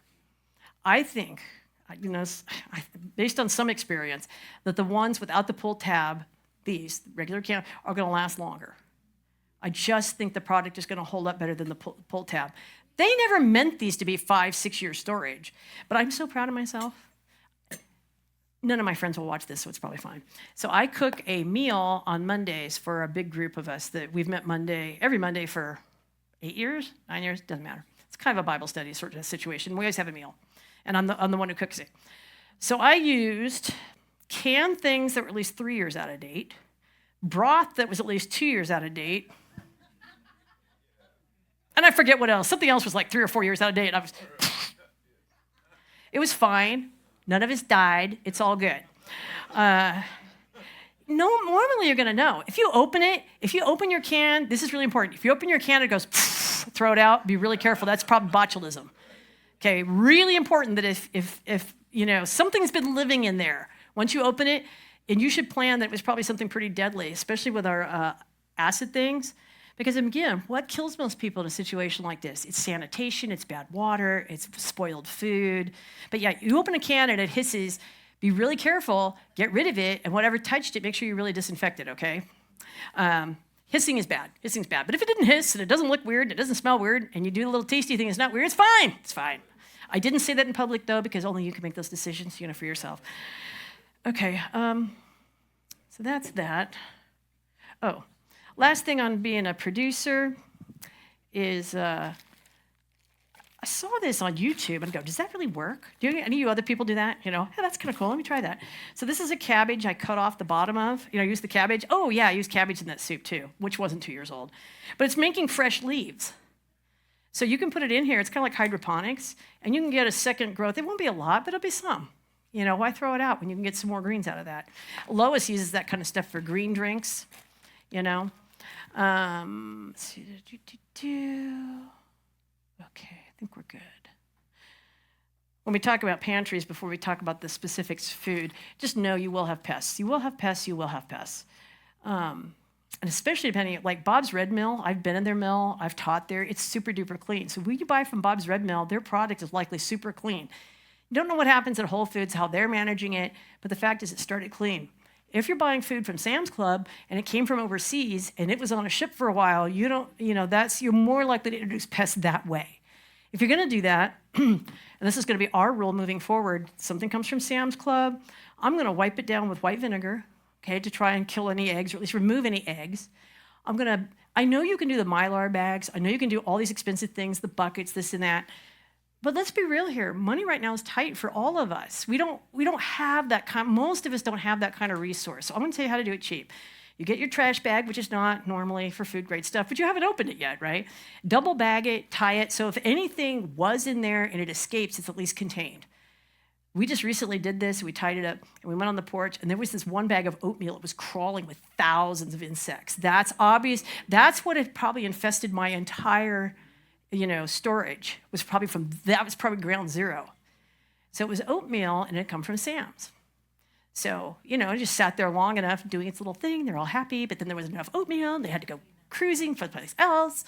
So that's my suggestion to you. And then we've put them in plastic bins. So again, if there's an outbreak, I'll be able to see it before everybody else gets happy and moves on, So that's my suggestion. I want to talk about water one more time. Really important. Especially if you're sheltering in place. You can see we haven't used this one, but we have used ones like it. This, and what did they call them in the military, Brian? There's a name for these things. Anyway, it's for storing water. It's a bladder. So this is how the military did it. This is not a fabulous bladder. We have a better one out in Arizona, but I wanted you to see, they don't always have to be this big, but you might want to have it with your prep stuff. And again, if you think things are going south, it'd be a great way to store stuff, okay? You can get more than one. They're still fairly affordable, I think. Let's talk about individual foods, and then we'll talk about cooking, and then we'll go on to stuff. Okay, quick like a bunny. It's war food and poor food. War food is going to be stuff like Spam, nasty, one molecule away from plastic. Sweet and condensed, all these things were what kept people alive during the war because they traveled, they didn't go bad. So that's the kind of thing you want to be thinking about. When I find a sale on these sorts of things, I buy these. They're still kind of expensive. They're powder. So why would I overbuy on a prep product when I can get sometimes these on sale? Why would I do that? So just keep your eye out like we do. Look at your containers.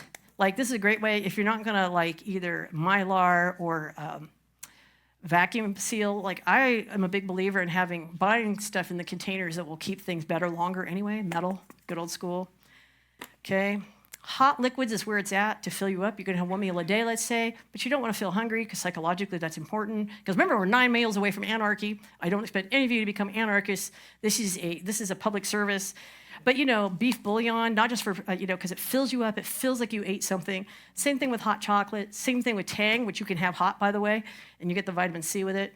Fats are super important. We can get them now cheap and easily, but that has not always been the case. Fats are very, like, you're not going to grow fat in your garden, okay? Not growing fat in your garden, not growing salt in your garden, not growing sugar in your garden. These are things that we take for granted as being relatively available and cheap, but that will end.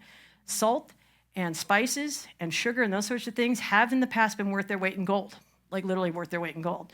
So while they're affordable, I recommend you stock up.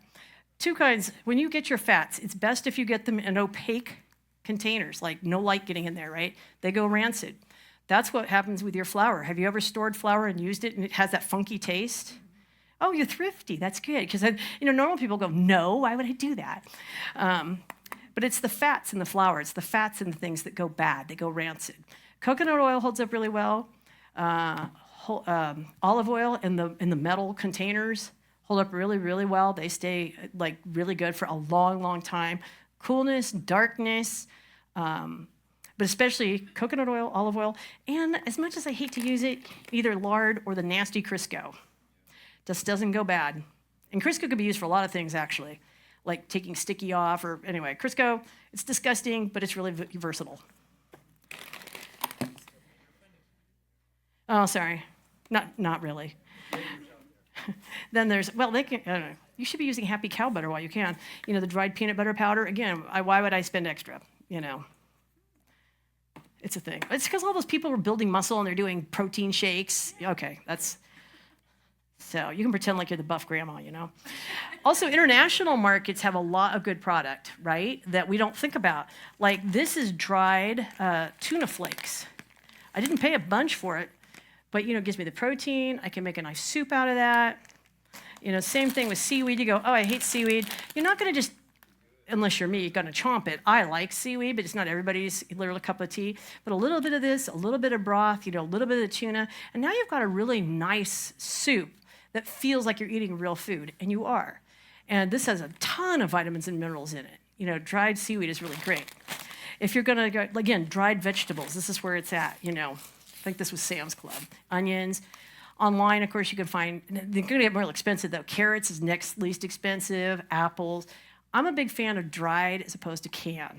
We have a lot of canned goods, but dried goods are definitely more entropy-proof, in my opinion.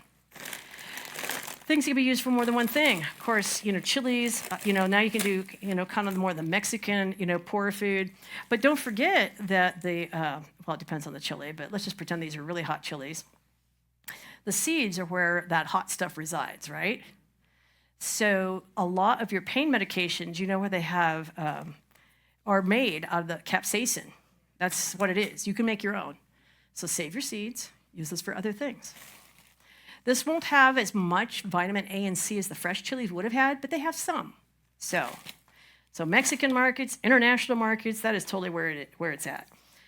Your simple proteins, the sprinkled cheese. Unfortunately, these have stabilizers, so this doesn't hold as long as it could, but it holds a couple, 3 years, especially if it's kept cool and dark. Which, if you're like most of us, well, I got to put it in my garage. Okay, then it's going to last a year and a half. Actually, it's ugly, but you could probably still, it turns kind of brown looking. It's like, I think I want to eat that, but you probably could. Okay, also, tomato paste, but now they come in the nice tubes, right? The packaging's really great, very robust, better than cans, in my opinion. Rice noodles. Love these because if you've never cooked with them before, basically I take these, I put them in a bowl. I put boiling water on top of them, and they're cooked. So the speed and the ease of cooking some of these foods is really fabulous, okay? And naturally, potatoes, mashed potatoes, which can be used for thickening up stuff. Let's go back to that, I need something that feels like a meal situation. You could definitely make some beef bouillon and even add a little mashed potatoes to it. Pretend you're having a beef stew. Don't underestimate both the caloric but also the psychological value of having an actual meal. If any of you have ever traveled and all you're eating is either fast food or cold food, like you're hiking or something, it's just like cold food, technically your caloric requirements are being taken care of, but you just don't feel quite right, right? So you want to have some variety. Okay, along those lines, I really do think that hot sauce is essential. Not quite as essential as coffee. Garlic and onion powder. Get it in the big containers. I just bought to remind me. Oh yeah, cayenne pepper. That's a definite. You should have big containers of this for lots of different reasons. You know, you can use it for so many things. It's good for you. It can be used. I actually haven't tried this yet. I'll have to find some willing victim. Anyway, you can use it to help stop blood in a cut situation. I just haven't found anybody who wants to try that yet. I may try it on myself if that happens. But it definitely, and you look it up. It's really, really good for you, and it can be used for so many things. You can make the healing teas and stuff out of it. Because again, you've got all that capsaicin, all that healthy stuff, and cayenne's still relatively cheap. Same thing with mustard. You know, this is how they used to do mustard. It was powdered, right? And you would add the liquid and you make it, you know, for food. But don't, any of it here old enough you had a granny, you know, mustard plaster? Anybody? Anybody? No? Okay. Same thing on your feet. So again, mustard can definitely be used, and I would buy it, like, I just bought the small can, but you can buy big cans. You don't have to buy Coleman's. That's just bougie, but, you know, but in a container, because it can be used medicinally as well as food-wise. That's important. Salt, sugar, fat, get it. Cheap now will not be cheap in the future. Do you know how much energy it takes to turn a beet into sugar? Or even cane into sugar? It's a lot. It's a lot. So you should get your, and that doesn't go bad. Sugar doesn't go bad. Salt doesn't go bad as long as it doesn't get wet. And yeah, worth their weight in gold in the past. I would expect that to be the same now. Okay, I'm going to tell those of you who like to cook and actually think it matters, my favorite company is Whole Spice. It's expensive, but they're a fifth-generation spice company out of Napa, California. They have literally everything, including some of the dried things I've been talking about. Like I bought my dried carrots from them.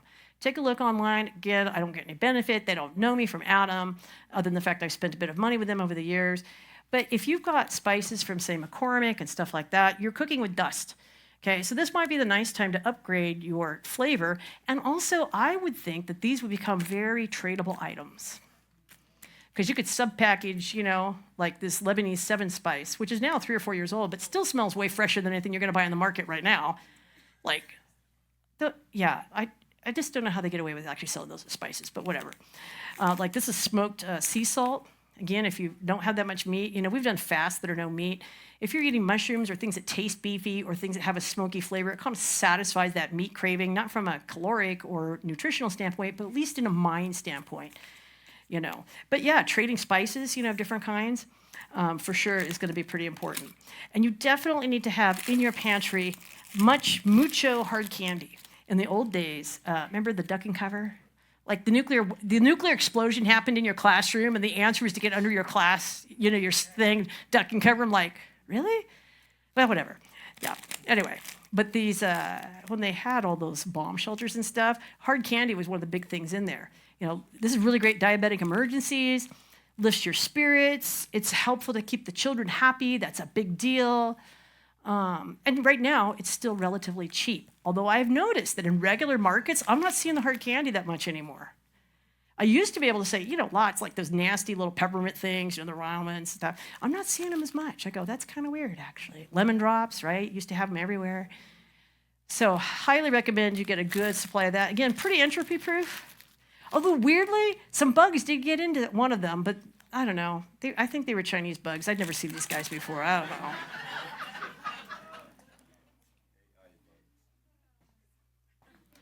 Then you see my Dutch oven, which is stupid heavy, but it's really great. You can get a smaller one. Make sure it has legs, ideally. But it will do everything for you. It will bake, it will fry, it will roast, it will do everything you need it to do. You can get them in aluminum. They're more expensive. Lodge is not super expensive. You can buy them at Bass. This, however, is a pretty great tool. It's a lid lifter. I think that's kind of cool. I definitely think that's worth it. This is a size 12. So for your purposes, ladies, you know, if it were me, I'd get 2 smaller ones instead of 1 giant one. This was gifted to us, so whatever. And this is a toaster. You get it in the Coleman section of your camping thing. It pops up. This one may have been kind of permanently. Brian, you want to get this up while I do something else real quick and you can show them? Toast 4 pieces of toast all at once. I used that for a long time. Like, why would I have just a regular toaster on my thing when I can just have this on my stove? Ta-da! So wave, Vanna, yeah. Okay, we don't have very much time. We've got to rip through this. Okay, we'll start over here. pretty much when it comes to sanitation, first aid, whatever, take your classes. I am not a fan of the organization of the first aid or the Red Cross. However, they have a really great app. It's their first aid app. It is free. So somebody's, well, it's not going to help you if they've been decapitated, that you can't pull that up. But let's just say that they've got a gash on their arm, you know, and you kind of don't remember kind of what to do. You just pull this sucker up. It'll tell you exactly what to do. 1, 2, 3, 4. So it's like an on-call, if you have internet, first aid book for like right now, which I thought was pretty great. If there's 2 of you, one person can be reading the rules while the other person does the thing. I just recently took a class there. I was impressed. I thought it was good. You definitely should stop rubbing alcohol. I want to talk to you about farm stores. We had animals. We used to have goats, dairy goats to be exact, and you know, stuff happens. So we spent a lot of time in farm stores. One of the things that you can get in a farm store, and you better get it because it's not going to last, there's new rules. A lot of farm stores are adopting the California rules, which says that if you are a farm owner or an animal owner, you have to go now to a vet to get a prescription before you can buy the stuff at the farm store. You used to be able to just go get the antibiotic, whatever, you know, you'd vet your animals, right? You'd grow in puppies, you give them their shots, yeah, whatever. Anyway, but this is terramycin. It's for your eyes. So like our kids would sometimes come down with pink eye. We didn't really have insurance. Went to the farm store, bought the thing. Not that you should. You shouldn't do things without a prescription. But that's what we did because we were ignorant back in the day. I think this is still available for your animals without a prescription at the farm store. Oh, I talked about that already, so we're good there. You definitely want to include, and I put it kind of in this health, you really, absolutely, 110% need to have really good vitamins. You need to have your vitamin C and quercetin. You need to have your vitamin D, C and quercetin D. You need to have these things that boost your immune system, and you need to be taking them now. Not when you get sick, not when you're around stuff. Get your supplies, get them affordable. This brand is Life Extension. They often run crazy deals.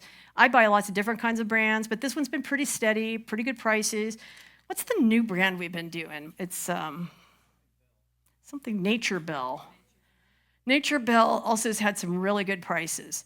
So at least your B vitamins, you know, if your food isn't going to give you all that you need, and it's not going to probably, then you need to make sure that you are as good a shape going into this as you can. Along those lines, make sure that you also have some basic equipment. I think one of our, whoops, there's C. Brian, you didn't put it in there because he's being a good citizen. And this, you know, your O2 sensors, to me, that's a must.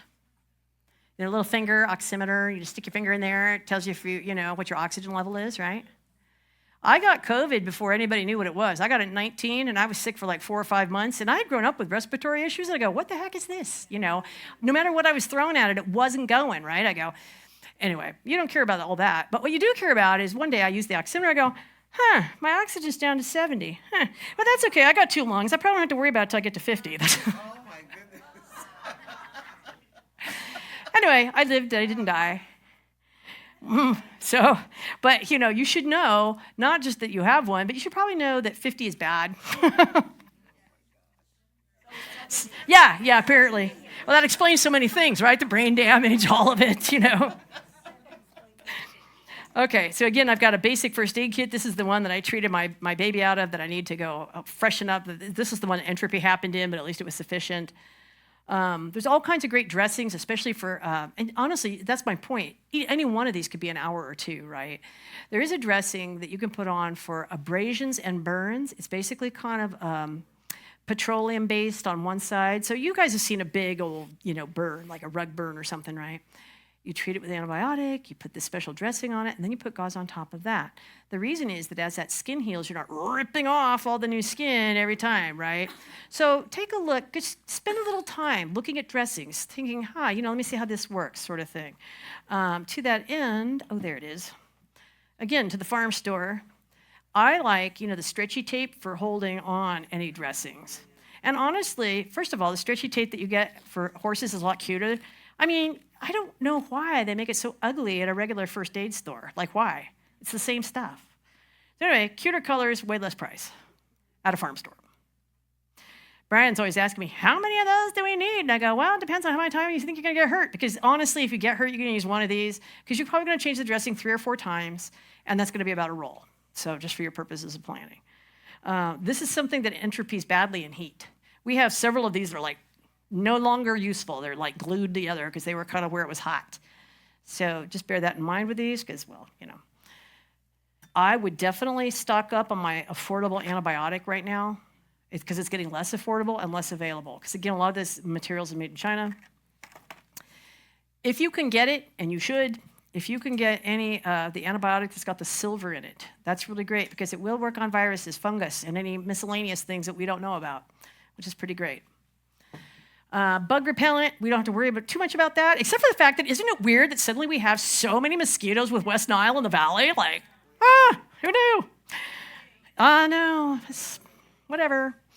Anyway, bleach is a must, and I would buy it, and don't make the mistake I did. I used to buy it in big containers, right? I got this will last me forever. Entropy, it actually loses its strength over time, just will, no matter how you hold it. So my advice is you buy several small ones and put the date on them. And also small ones are easier if you're going to carry them someplace. Like you're bugging out, you know, that might be on that. Remember that little checklist I recommended? Yeah, take some bleach, you know. It's pretty good. Also, this is a new product I'm quite excited about. I've moved to doing most of my cleaning with vinegar. First of all, it works, and it kills a sufficient number of germs. I mean, I don't have to nuke everything. But this was at Lowe's, Brian? Harris, since 1922. Concentrate, 30% vinegar. The vinegar that you usually buy is 5 to 6%. Should be 6% if you're going to do it for canning, at least 5%. And so this is 30%. That means I have a lot of bottles of vinegar in here. Super, if it is more expensive, but I did the math, and you should too. It'll say, I think it worked out to, it was about at least 30 to 40% cheaper than if I buy my vinegar and it takes up less room, right? I can just reconstitute as I go. Because realistically, this takes a lot of room, and it makes your husband cry, so you don't want to do that. See. Absolutely essential tool, have many of these, but don't get the cheap ones. Well, they can be cheap, but just don't get the lame ones. EMT scissors, good for everything. I keep one in the car. I keep one in my bags. I keep one in all my emergency kits because they will cut through clothes, which you sometimes need, but they'll cut through other things too. I just think, honestly, seat belts, you know, you're stuck in the car, you know, you're stuck, you need to get out. Okay. Not everybody's going to have this, but I think now, especially now, maybe this is a good thing to have. It's not gross expensive. Anyway, it's a Cardia Mobile. Some of you may know this. It basically helps you keep an eye on your own heart rhythm. There's an app that pairs with the phone, and you can just kind of see if things are honky-dory. And you can even have a membership, I don't, that can upload it, and a cardiologist will look at it and go, oh, for gosh sakes, get to the hospital now, or no, just don't worry about it, it's fine, you know, that sort of thing. So again, it kind of comes under the category of hardware that integrates with Tella Health, which I think is a great idea. But how great would it be if we had a local one? Wouldn't that be great? Yeah. Recruit. Do it for me. So that's all I'm really going to say about this because this is a whole realm here. Except for the Jace case, I do want to talk about that. Okay. It's a shame the Mormons did it, but wellness is not Mormon, but I don't know that their prices are competitive. We'll say that Jace case is out of Utah. Go figure. So it's a little bit closer. But one of the medications I bought, let me see what's in here. Okay, this was actually great. They give you like 3 or 4 different kinds of antibiotics and a guide on which diseases to use which antibiotics for. I thought that was a great idea. See, I had this book up here, the Survival Medicine Guide. So I can look that stuff up now if I need to, like, ear infection, UTI, what do we got going, you know? General, I've been exposed to leprosy, what can I do, you know? So I have options. I have ivermectin, which I really do think people should get more of. When that first came out, I go, wait a minute, I know this. We used to vet our goats with this. I know this thing. And so I was an early adopter. Yeah, go get the ivermectin. There's studies out of India for this. It's, you know, there's science supports it. Go get it, you know? So my really robust friends, the Imschweilers, they and others did too, went to the farm store and did the paste, you know, and they're all still with us and not neighing, so that's good. Oh, yeah, you know what? Anti-nausea medicine. That's huge. I would give my right arm to have way more of that. If you can keep it down, you know. By the time I need that, ain't nothing staying down. You know, I mean, just to be practical, you can give a lot of medicine anally. It will, absorb into your system. Like I've had this same medicine. Okay, I'm just going to say it the way it is. Butt bullets, and that worked really well because you didn't have to try to hold it down. But those are now much more hard to come by. I'm not sure why, but at least I have the oral, so hopefully it'll stay down long enough to kind of start the process so I can get more in. Because again, any of you played Oregon Trail game with your children? Are you old enough for this? Everybody was always dying of dysentery. Well, that's kind of true. Once you start throwing up and pooping, things go south really, really fast, especially if it's a child, like really bad. I think these are essential medicines. I'm actually about holistic medicine. What that means is, yes, do I use herbs? Yes. Food? Yes. These things when I need it? Yes, all of it. All of it, I want every edge. Does that make sense? So I think we really need to recruit our own telehealth so we don't be dependent on it. Because then, if they're prescribing, then our insurance will still pay for it, and we don't have to buy this over the counter for like $200. But it's fine. That's fine. If I need it, I'm going to be happy, right? And I carry this. This actually lives in this bag. It lives there, along with my potassium iodide. All right, let's talk about security real quick. First thing. The BLM, not the Bureau of Land Management, the other people. Possibly the Bureau of Land Management. Things aren't going so well. You know that we have a huge proportion of our property in the West that the people own, right? Not that you can access it. So if you had to leave town kind of in a hurry, so now I will talk about the BLM, the government BLM, you might want to think about having Brian, come on, what we call it the universal key. Big one. Just in case you need access to something that isn't open, you might want to think about that, just as a thought. But I actually learned a lot from studying what happened during BLM and things that I thought, you know what, as Christians, we shouldn't be stupid about this. We should actually know some of this. Let's just say that you guys have decided, and maybe you should at some point, go make a public statement. Well, let's just pretend like Mr. Trump was in town yesterday, and we all decided to go. And let's just say people went, they didn't. See, I told you we're lazy. Nobody went to be rowdy, right? Nobody tried to disrupt that particularly. We just don't care. We're just so lazy. But let's pretend that happened in San Francisco. That would have been a different story. There would have been disruption. There would have been this and that. And let's just pretend we're there, right? So, honestly, the BLM people were really smart. They go, you know what resists, all that. Oh, your thing is sad, Brian. But anyway, I did. No, it was pre-broken. But is for gas, tear gas, and your wet buff. And also, if a bunch of you are lined up like this, you can just kind of keep advancing for the most part. It really does give you some protection. It gives you some shelter. It keeps stuff away from you. So you should definitely be thinking at least a small one if you're in a public place. Well, I don't know how that's going to go, Brian. There you go. It just got sad. Sad. Thank you, yes. See, he could have done this, and I could have been Vanna White, but he just didn't want to use up his words. Along those same lines of things in public places, currently in England, you may or may not, anybody here know about the 15-minute cities? I imagine most of you guys do. Yeah, okay. And the way they're enforcing that is these cameras, right? Mm-hmm. And you're getting fat fines, and eventually they'll have the stuff on your cars where you can't just go, right? So, of course, there's been a lot of talk about how to bypass those cameras, which include things like paintball and whatever, or physically taking them down.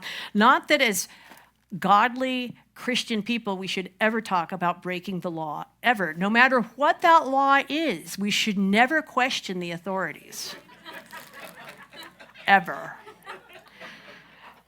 But if you were one of those kind of people who might question the authorities, you might think about, and you were going to church or you were out and about and they told you not to, you might think about something like this, which is a beanie with a built-in hat, which of course you could double up as camping.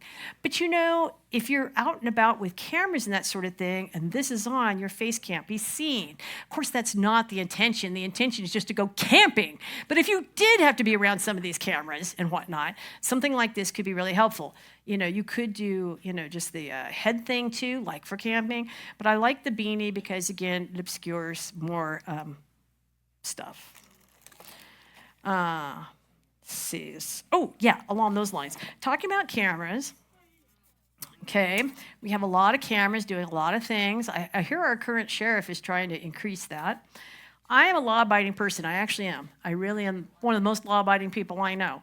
But it's like, that doesn't mean that I won't consider that maybe that my government's less law-abiding than I am. So, there are paints that you can put on this that will cause reflective surface. The officer, if they pull you over, can still see it. Totally legal, okay? Because we're not trying to hide from official law enforcement. That's not our intention. So, but the reflective stuff means that if a picture is taken, with the flash, you won't be able to. It'll obscure the numbers. The camera thing won't happen. Basically, it's any reflective thing. Apparently, this works really well. Now, have I tried this? No. This is one of the things I was kind of doing a little homework on. But I'm going to take this alien tape, which is clear. I'm going to put it on this defunct, not legal license plate. And I'm going to, kind of put it in here, like in strips. And then I'm going to take a picture with my flash at night and see what happens, or my flash during the day and see what happens, see if it shows up. The idea is any reflective surface, okay? And apparently this reflective tape is actually pretty effective at that. What is illegal is anything on a plate cover that completely, like you see those bubble covers? Yeah, that's what they're for. It's to defeat cameras and police. That's why they're there. So somebody's got that. They're either a real privacy advocate or perhaps something else. But the thing is, and that's the purpose of communism, is to make you doubt all of your structures, to make you doubt and distrust even those who are supposed to be helping you. And that's really, really sad. And we just cannot play that game. We're not going to do that. It doesn't help any of us to become lawless of a different kind. What does help us is to go, okay, if the Lord told us to gather, we're going to gather. And if I need to take some precautions in order for me to be able to do that or to serve God, then I will do that. So that's the intention. Okay, let's talk about fun things. Night vision is fairly affordable now. These would be the sorts of things Brian would put the batteries in backwards, which is great. It's not fabulous, and this technology works on amplifying whatever light is available. So if it's a moonlit night, you're gonna be able to see really well. More dangerous in an urban environment is that it'll flash out. Like a car will drive by and it'll just destroy you just won't be able to do it.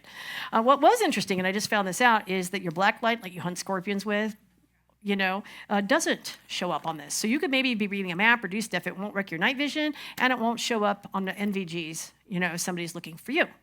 Should that be happening? I'm sure it's not. We're all law-abiding.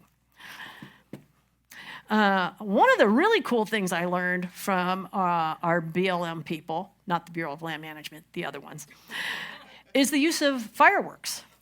So especially for home defense, somebody's broken into my home, especially if I'm second story and I have a second, I might just start lighting these puppies off and sending them down the hallway. Because here's the funny thing, I really feel like they're I'm really certain expletive deletes are going to start happening. And it's going to be shocking. We were in a house where we had a little bit of basically, I don't want them in my house when I find this out. Ideally, I'm launching them off my back porch or, whatever, before they get to the house. I really feel like that's extremely disruptive. And the evidence from the BLM people and Antifa and stuff like that is this is what they were using. I am all about home defense. It's our constitutional right. But what do you think is going to happen when you do the right thing? You think they're going to let you keep that weapon for the most part? How long is it going to be till you see that sucker again? It's going to be some time. I'd much rather launch a few of these suckers, or if I'm feeling really froggy, okay, I know I'm going to do damage to the house, but why not? Why not? Ooh, you can get saved later. You trespass my space, And I just think the psychological value of these is pretty high. Sadly, people with guns are kind of used to being around guns. I don't think a few 22 rounds lobbed their way, I've got a Glock 9mm, either way. They don't care, because they're stupid, young, and immortal. But this is going to get their attention, I feel like. And it really did seem to work with a lot of the protests. It's very disruptive and darn painful if it hits you, right? It actually can really do harm. Best place to buy fireworks for illegal uses only to celebrate when the government says that you can is Pahrump. Okay, Now, I mentioned that from a security standpoint, I want to know the bad guys are out there before they're in my house. That's really great. I only have a guard cat right now, not super useful. I mean, he will. He will. He'll basically, like, we'll be napping, and he'll alert like he heard something. Thing is, I hear it about the same time he does, so I don't know. That doesn't seem super useful to me, but whatever. Okay. But at proximity alarms, I really feel like everybody, they're not expensive. I really feel like from a personal standpoint, most of us should have proximity alarms. And remember, it's not one guy coming to your house. It's not one druggie. The way this works when law and order begins to break down is it's tribes. And we're seeing this, it's like 3 or 4 guys. They come to your house, they take it over, and then from there, they take over the rest of the neighborhood. You're not defending against one guy. Take that out of your head. Not happening, okay? So if you know one, it's like cockroaches. There's more, 100%.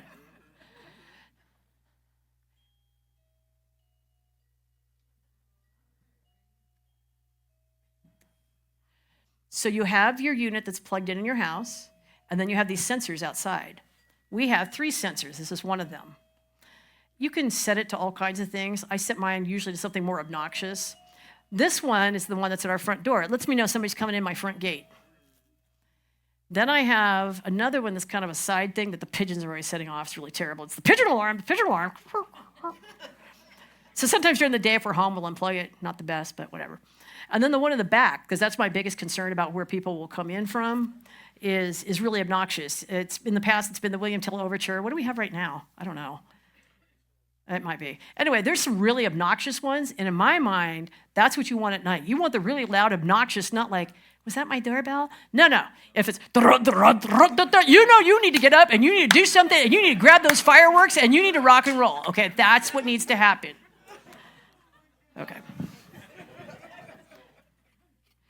Last thing, and these are fairly affordable, but I'm going to see about getting some of these 3D printed. And we didn't even touch on comms. I'm so sorry. I know that was kind of a big deal. We'll see. Okay, these, you have stuff for stopping cars in here, just like all those old movies, right? Oh, yeah. Still works. Wait a minute. Trying to get to the really scary. Okay, these. So if you're camping, things have gone to heck in a handbasket. You've had to evacuate, or maybe you're just camping. But you're concerned. You have reason to be concerned about your physical safety because there's a cougar or something like that. You can put this. Don't forget you put them out there. This would be bad. But so if I'm concerned, my neighborhood's been bad, whatever. And this is really important. You cannot forget what you did. And the intentionality that it takes sometimes to do prep and security is actually one of the big downfalls. Dang, I forgot. But if you put these out in your walkway or towards, where you think they might access a window or something, you won't need that proximity alarm. You'll know. You're going to be hearing, and many of these, because it's going to go through boots. It's going to go through a lot of stuff. The boots might add them a minute, but most people aren't wearing super thick boots when they're doing nefarious things. Yes? I forget where I ordered these, but I bet if you took a picture of it, because remember there's that Google thing, the AI knows all, you can take the picture, go, where did I buy these? It'll tell you 5 places, And I'll just leave it out so you can see it. Quickly, communications. We already talked about the need to make a map. Maybe somebody here should have a license because the licensed person can put your radios on repeater. That's how you get 5 miles. I don't even know where my radio went, but it doesn't matter. You know what they look like. Oh, here it is. They sell these as if you can talk like 10 miles. I go, if you're on a ridge in Arizona, ridge to ridge, with nobody else around you, maybe on a good day. Mostly not going to happen. They give you best case scenario, and that's okay as long as you know. So Brian and I did a little test. We got about 3/4 of a mile. He's got one, I've got one. We about 3/4 of a mile.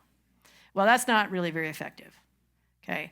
But if somebody in your tribe here, preferably more than one, has a license, they can get one of these basic radios. They can program it, and now you're allowed, because you have a license, to use the repeaters. Repeaters are like on Mount Potosi. There's 3 or 4 around. Just don't use the North Airport one unless you live up north. That's just a garbage one. But what happens is I talk, it goes to that repeater. The repeater's way up on Potosi, and it repeats the message down to my friend in Boulder City. Now I can talk across the valley 30, 40 miles, maybe. It's up to the repeater, right? But you get the idea, okay? So I really want to urge you guys to think about that. I think, unless the rules have changed, when our friend was here, he could have up to 10 devices on his one thing, because it's meant for like family stuff, And as long as you're not chit-chatting, and being abusive, it should be fine. Okay, so that's how that's going to work. I am looking at a new system. I know really nothing about it, but if you've got some people in here who are kind of nerds, I highly recommend, and I think it's really doable now. I think the hardware and the software is now there that we can do something we couldn't do before. It's a system called Meshtastic. Meshtastic. The idea with all of these is that you are creating your own internet using your phones. Does that make sense? You know how Bluetooth, well, theoretically, you know how you can Wi-Fi direct your printer and it's supposed to print? That doesn't work for me, but theoretically it's supposed to work for me. But Wi-Fi direct, Bluetooth direct, that's the system. And so what you have with Meshtastic is this hardware that creates nodes. And I can deploy maybe 3 or 4 of those through the valley. Still with me? And then our phones will talk to each other, and it will talk to that, and it will relay, kind of like that repeater situation I was telling you about. It's basically low-level radio, but because the frequency is so, the power is so weak, and the frequencies are very limited, you don't have to have a license. If enough of us buy into this system, we could actually create our own communication system using this Meshtastic. There is obviously some brainy stuff involved that I don't really understand yet, but I'm just telling you that the system, the hardware, and the capabilities exist that we can do now what we couldn't even do reasonably 5 or 6 years ago. I'm kind of excited about that. What's that? It's more than an app. It's a system. It's a whole system that you have to set up, which will include the purchase of some hardware and software that you actually have to know how to use. Does that make sense? So it's not just casual plug and play. I wish, but we're not there yet. But at least it's more available than it was. Now, I'm just going to put some quick words up there, and then we're going to end. Yeah.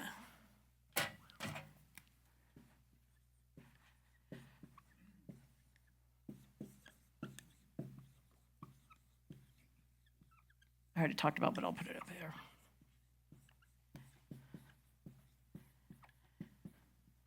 Okay, talked about Meshtastic. These are a couple apps, okay? Briar, the app looks like that. Bridgify, it's got a couple talking heads and it's orange. Let's pretend we're at that place where we needed the umbrella. We're in a big group together for whatever reason. We can create, like you guys could plan ahead. You can download this app called Bridgify, okay? It's free. And how that works is basically Bluetooth to Bluetooth. So you put on the app. It's a little bit of a kerfuffle to kind of recognize each other, but eventually it works. Brian and I used it at our house the other day. We were finally able, we turned off our phones. There's no data to the phones, not needed. We're simply texting using Bluetooth. And we can make a local network like that. Theoretically, if we had time, one of the skills things would be, anybody who wants to play, download your Bridgify, let's see if we can figure it out together. And I can broadcast, like if Pastor says, hey, everybody meet over here, he could broadcast, he's not online, he's not using cell phone towers, he's not using Wi-Fi, it's straight Bluetooth to Bluetooth. It will go, how far did you think that was, Brian? Line of sight. Let's say 200 feet, so that's pretty far. And if you have people in the middle, that works even better. And then, but we did it inside the house, and even inside the house, from Brian and I was outside the house, it was a good 25 feet, I guess. So Bluetooth needs line of sight, ideally, but it will work. So your Bluetooth is a direct transmission, no data, no Wi-Fi, you're just using the Bluetooth. Now, it sucks the life out of your battery, of course, so you have to have, but it does work. And you can make your own system here on Bridgify. You can watch videos if you kind of want to understand the concept. Bridgify is good because an Apple can play and a Android can play. Okay, any questions on that? Yes? Yes, it's orange. Now there's another one that the BLM and Antifa type folks use. It was called Briar. Briar does a couple things. Briar you can use online or with a Wi-Fi thing, but super secure. Think about who their user base is, okay? But the point is, why should we be afraid of that? Why should we be afraid about embracing technology that's available to us just because the bad guys use it? It uses a thing called Tor, T-O-R, only Androids can play. So all you Apple people, just out if you want to use Briar. Well, not technically, there is a way around it, but I'm not going to tell you about that right now. But you can send really secure text messages. Why are they secure? Because they don't go through a main server. They just bounce person to person to person to person, and that person to person to person to person. So it's like an onion. That's why they call it Tor. But it can also work. We were unsuccessful in this experiment, but theoretically, it will also work if you have Wi-Fi or Bluetooth Direct, no actual outside communications, no internet. You can make your own Wi-Fi hub. We couldn't get it to work that way, but we're going to play with that some more, because theoretically, then Breyer will work on all of that. I'll say we should not be afraid. We should not be afraid of embracing technology that will help us complete our mission, which is to care for one another. Because, guys, I want to close with this thought. The answer to all our societal problems is we, as community, being the Christians that God's called us to be. I want to close with just a thought. There was a book a long time ago. It was called How the Irish Saved Civilization. And it was really about, with the fall of Rome, and just the Dark Ages, how the monasteries, and they weren't monasteries like we think of them now, just take that picture out of your head, but they were these Christian, vibrant communities that kept learning alive, that kept mercy alive.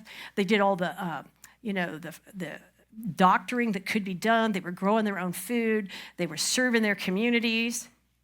They stayed alive and vibrant through that whole darkness until, that season ended and the next thing began. As a people, that's our heritage, not just for like when Rome fell, but the early days of the church. The early days of the church were very, very dark, and yet the world was transformed. And why was it transformed? If you think about it, I can't remember what it is in the Bible, like you guys probably remember, but it's like they saw how much they loved one another. It wasn't because we were just giving out free stuff. It was how much we loved one another, and that's what they saw that was so compelling.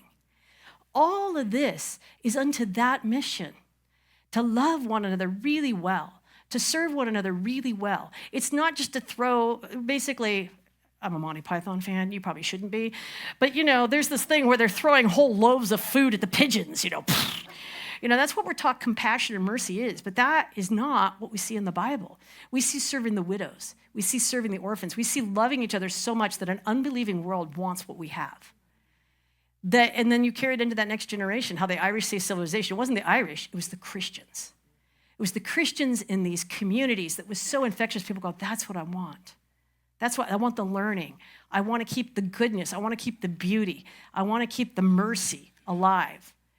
That's what our mission is. And to take Jesus to an unbelieving world. Those Irish communities are the ones who actually set out and did the next round of evangelism after, church, like first 100, 300 years.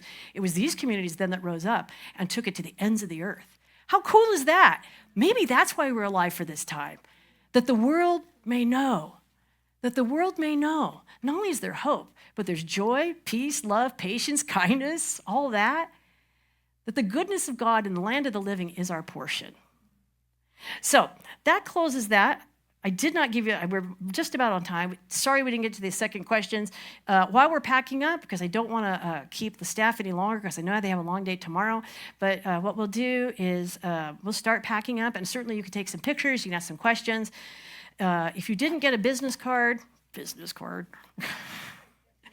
my email's at the bottom here, the QR code for the Telegram that is the prep Telegram that's very focused. It's not the medicine one. It's not the news one. It's what I think I've tried to pare it way down, like, you might want to know this, sort of thing.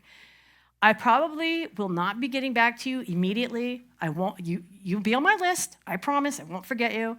But it may take me a minute to fill any, if I get a lot of requests, it may take me a minute to fill it, because it's me and Brian. That's it. So thank you, Pastor, so much. Good girl. Oh, my goodness. All right. That was amazing. Wow.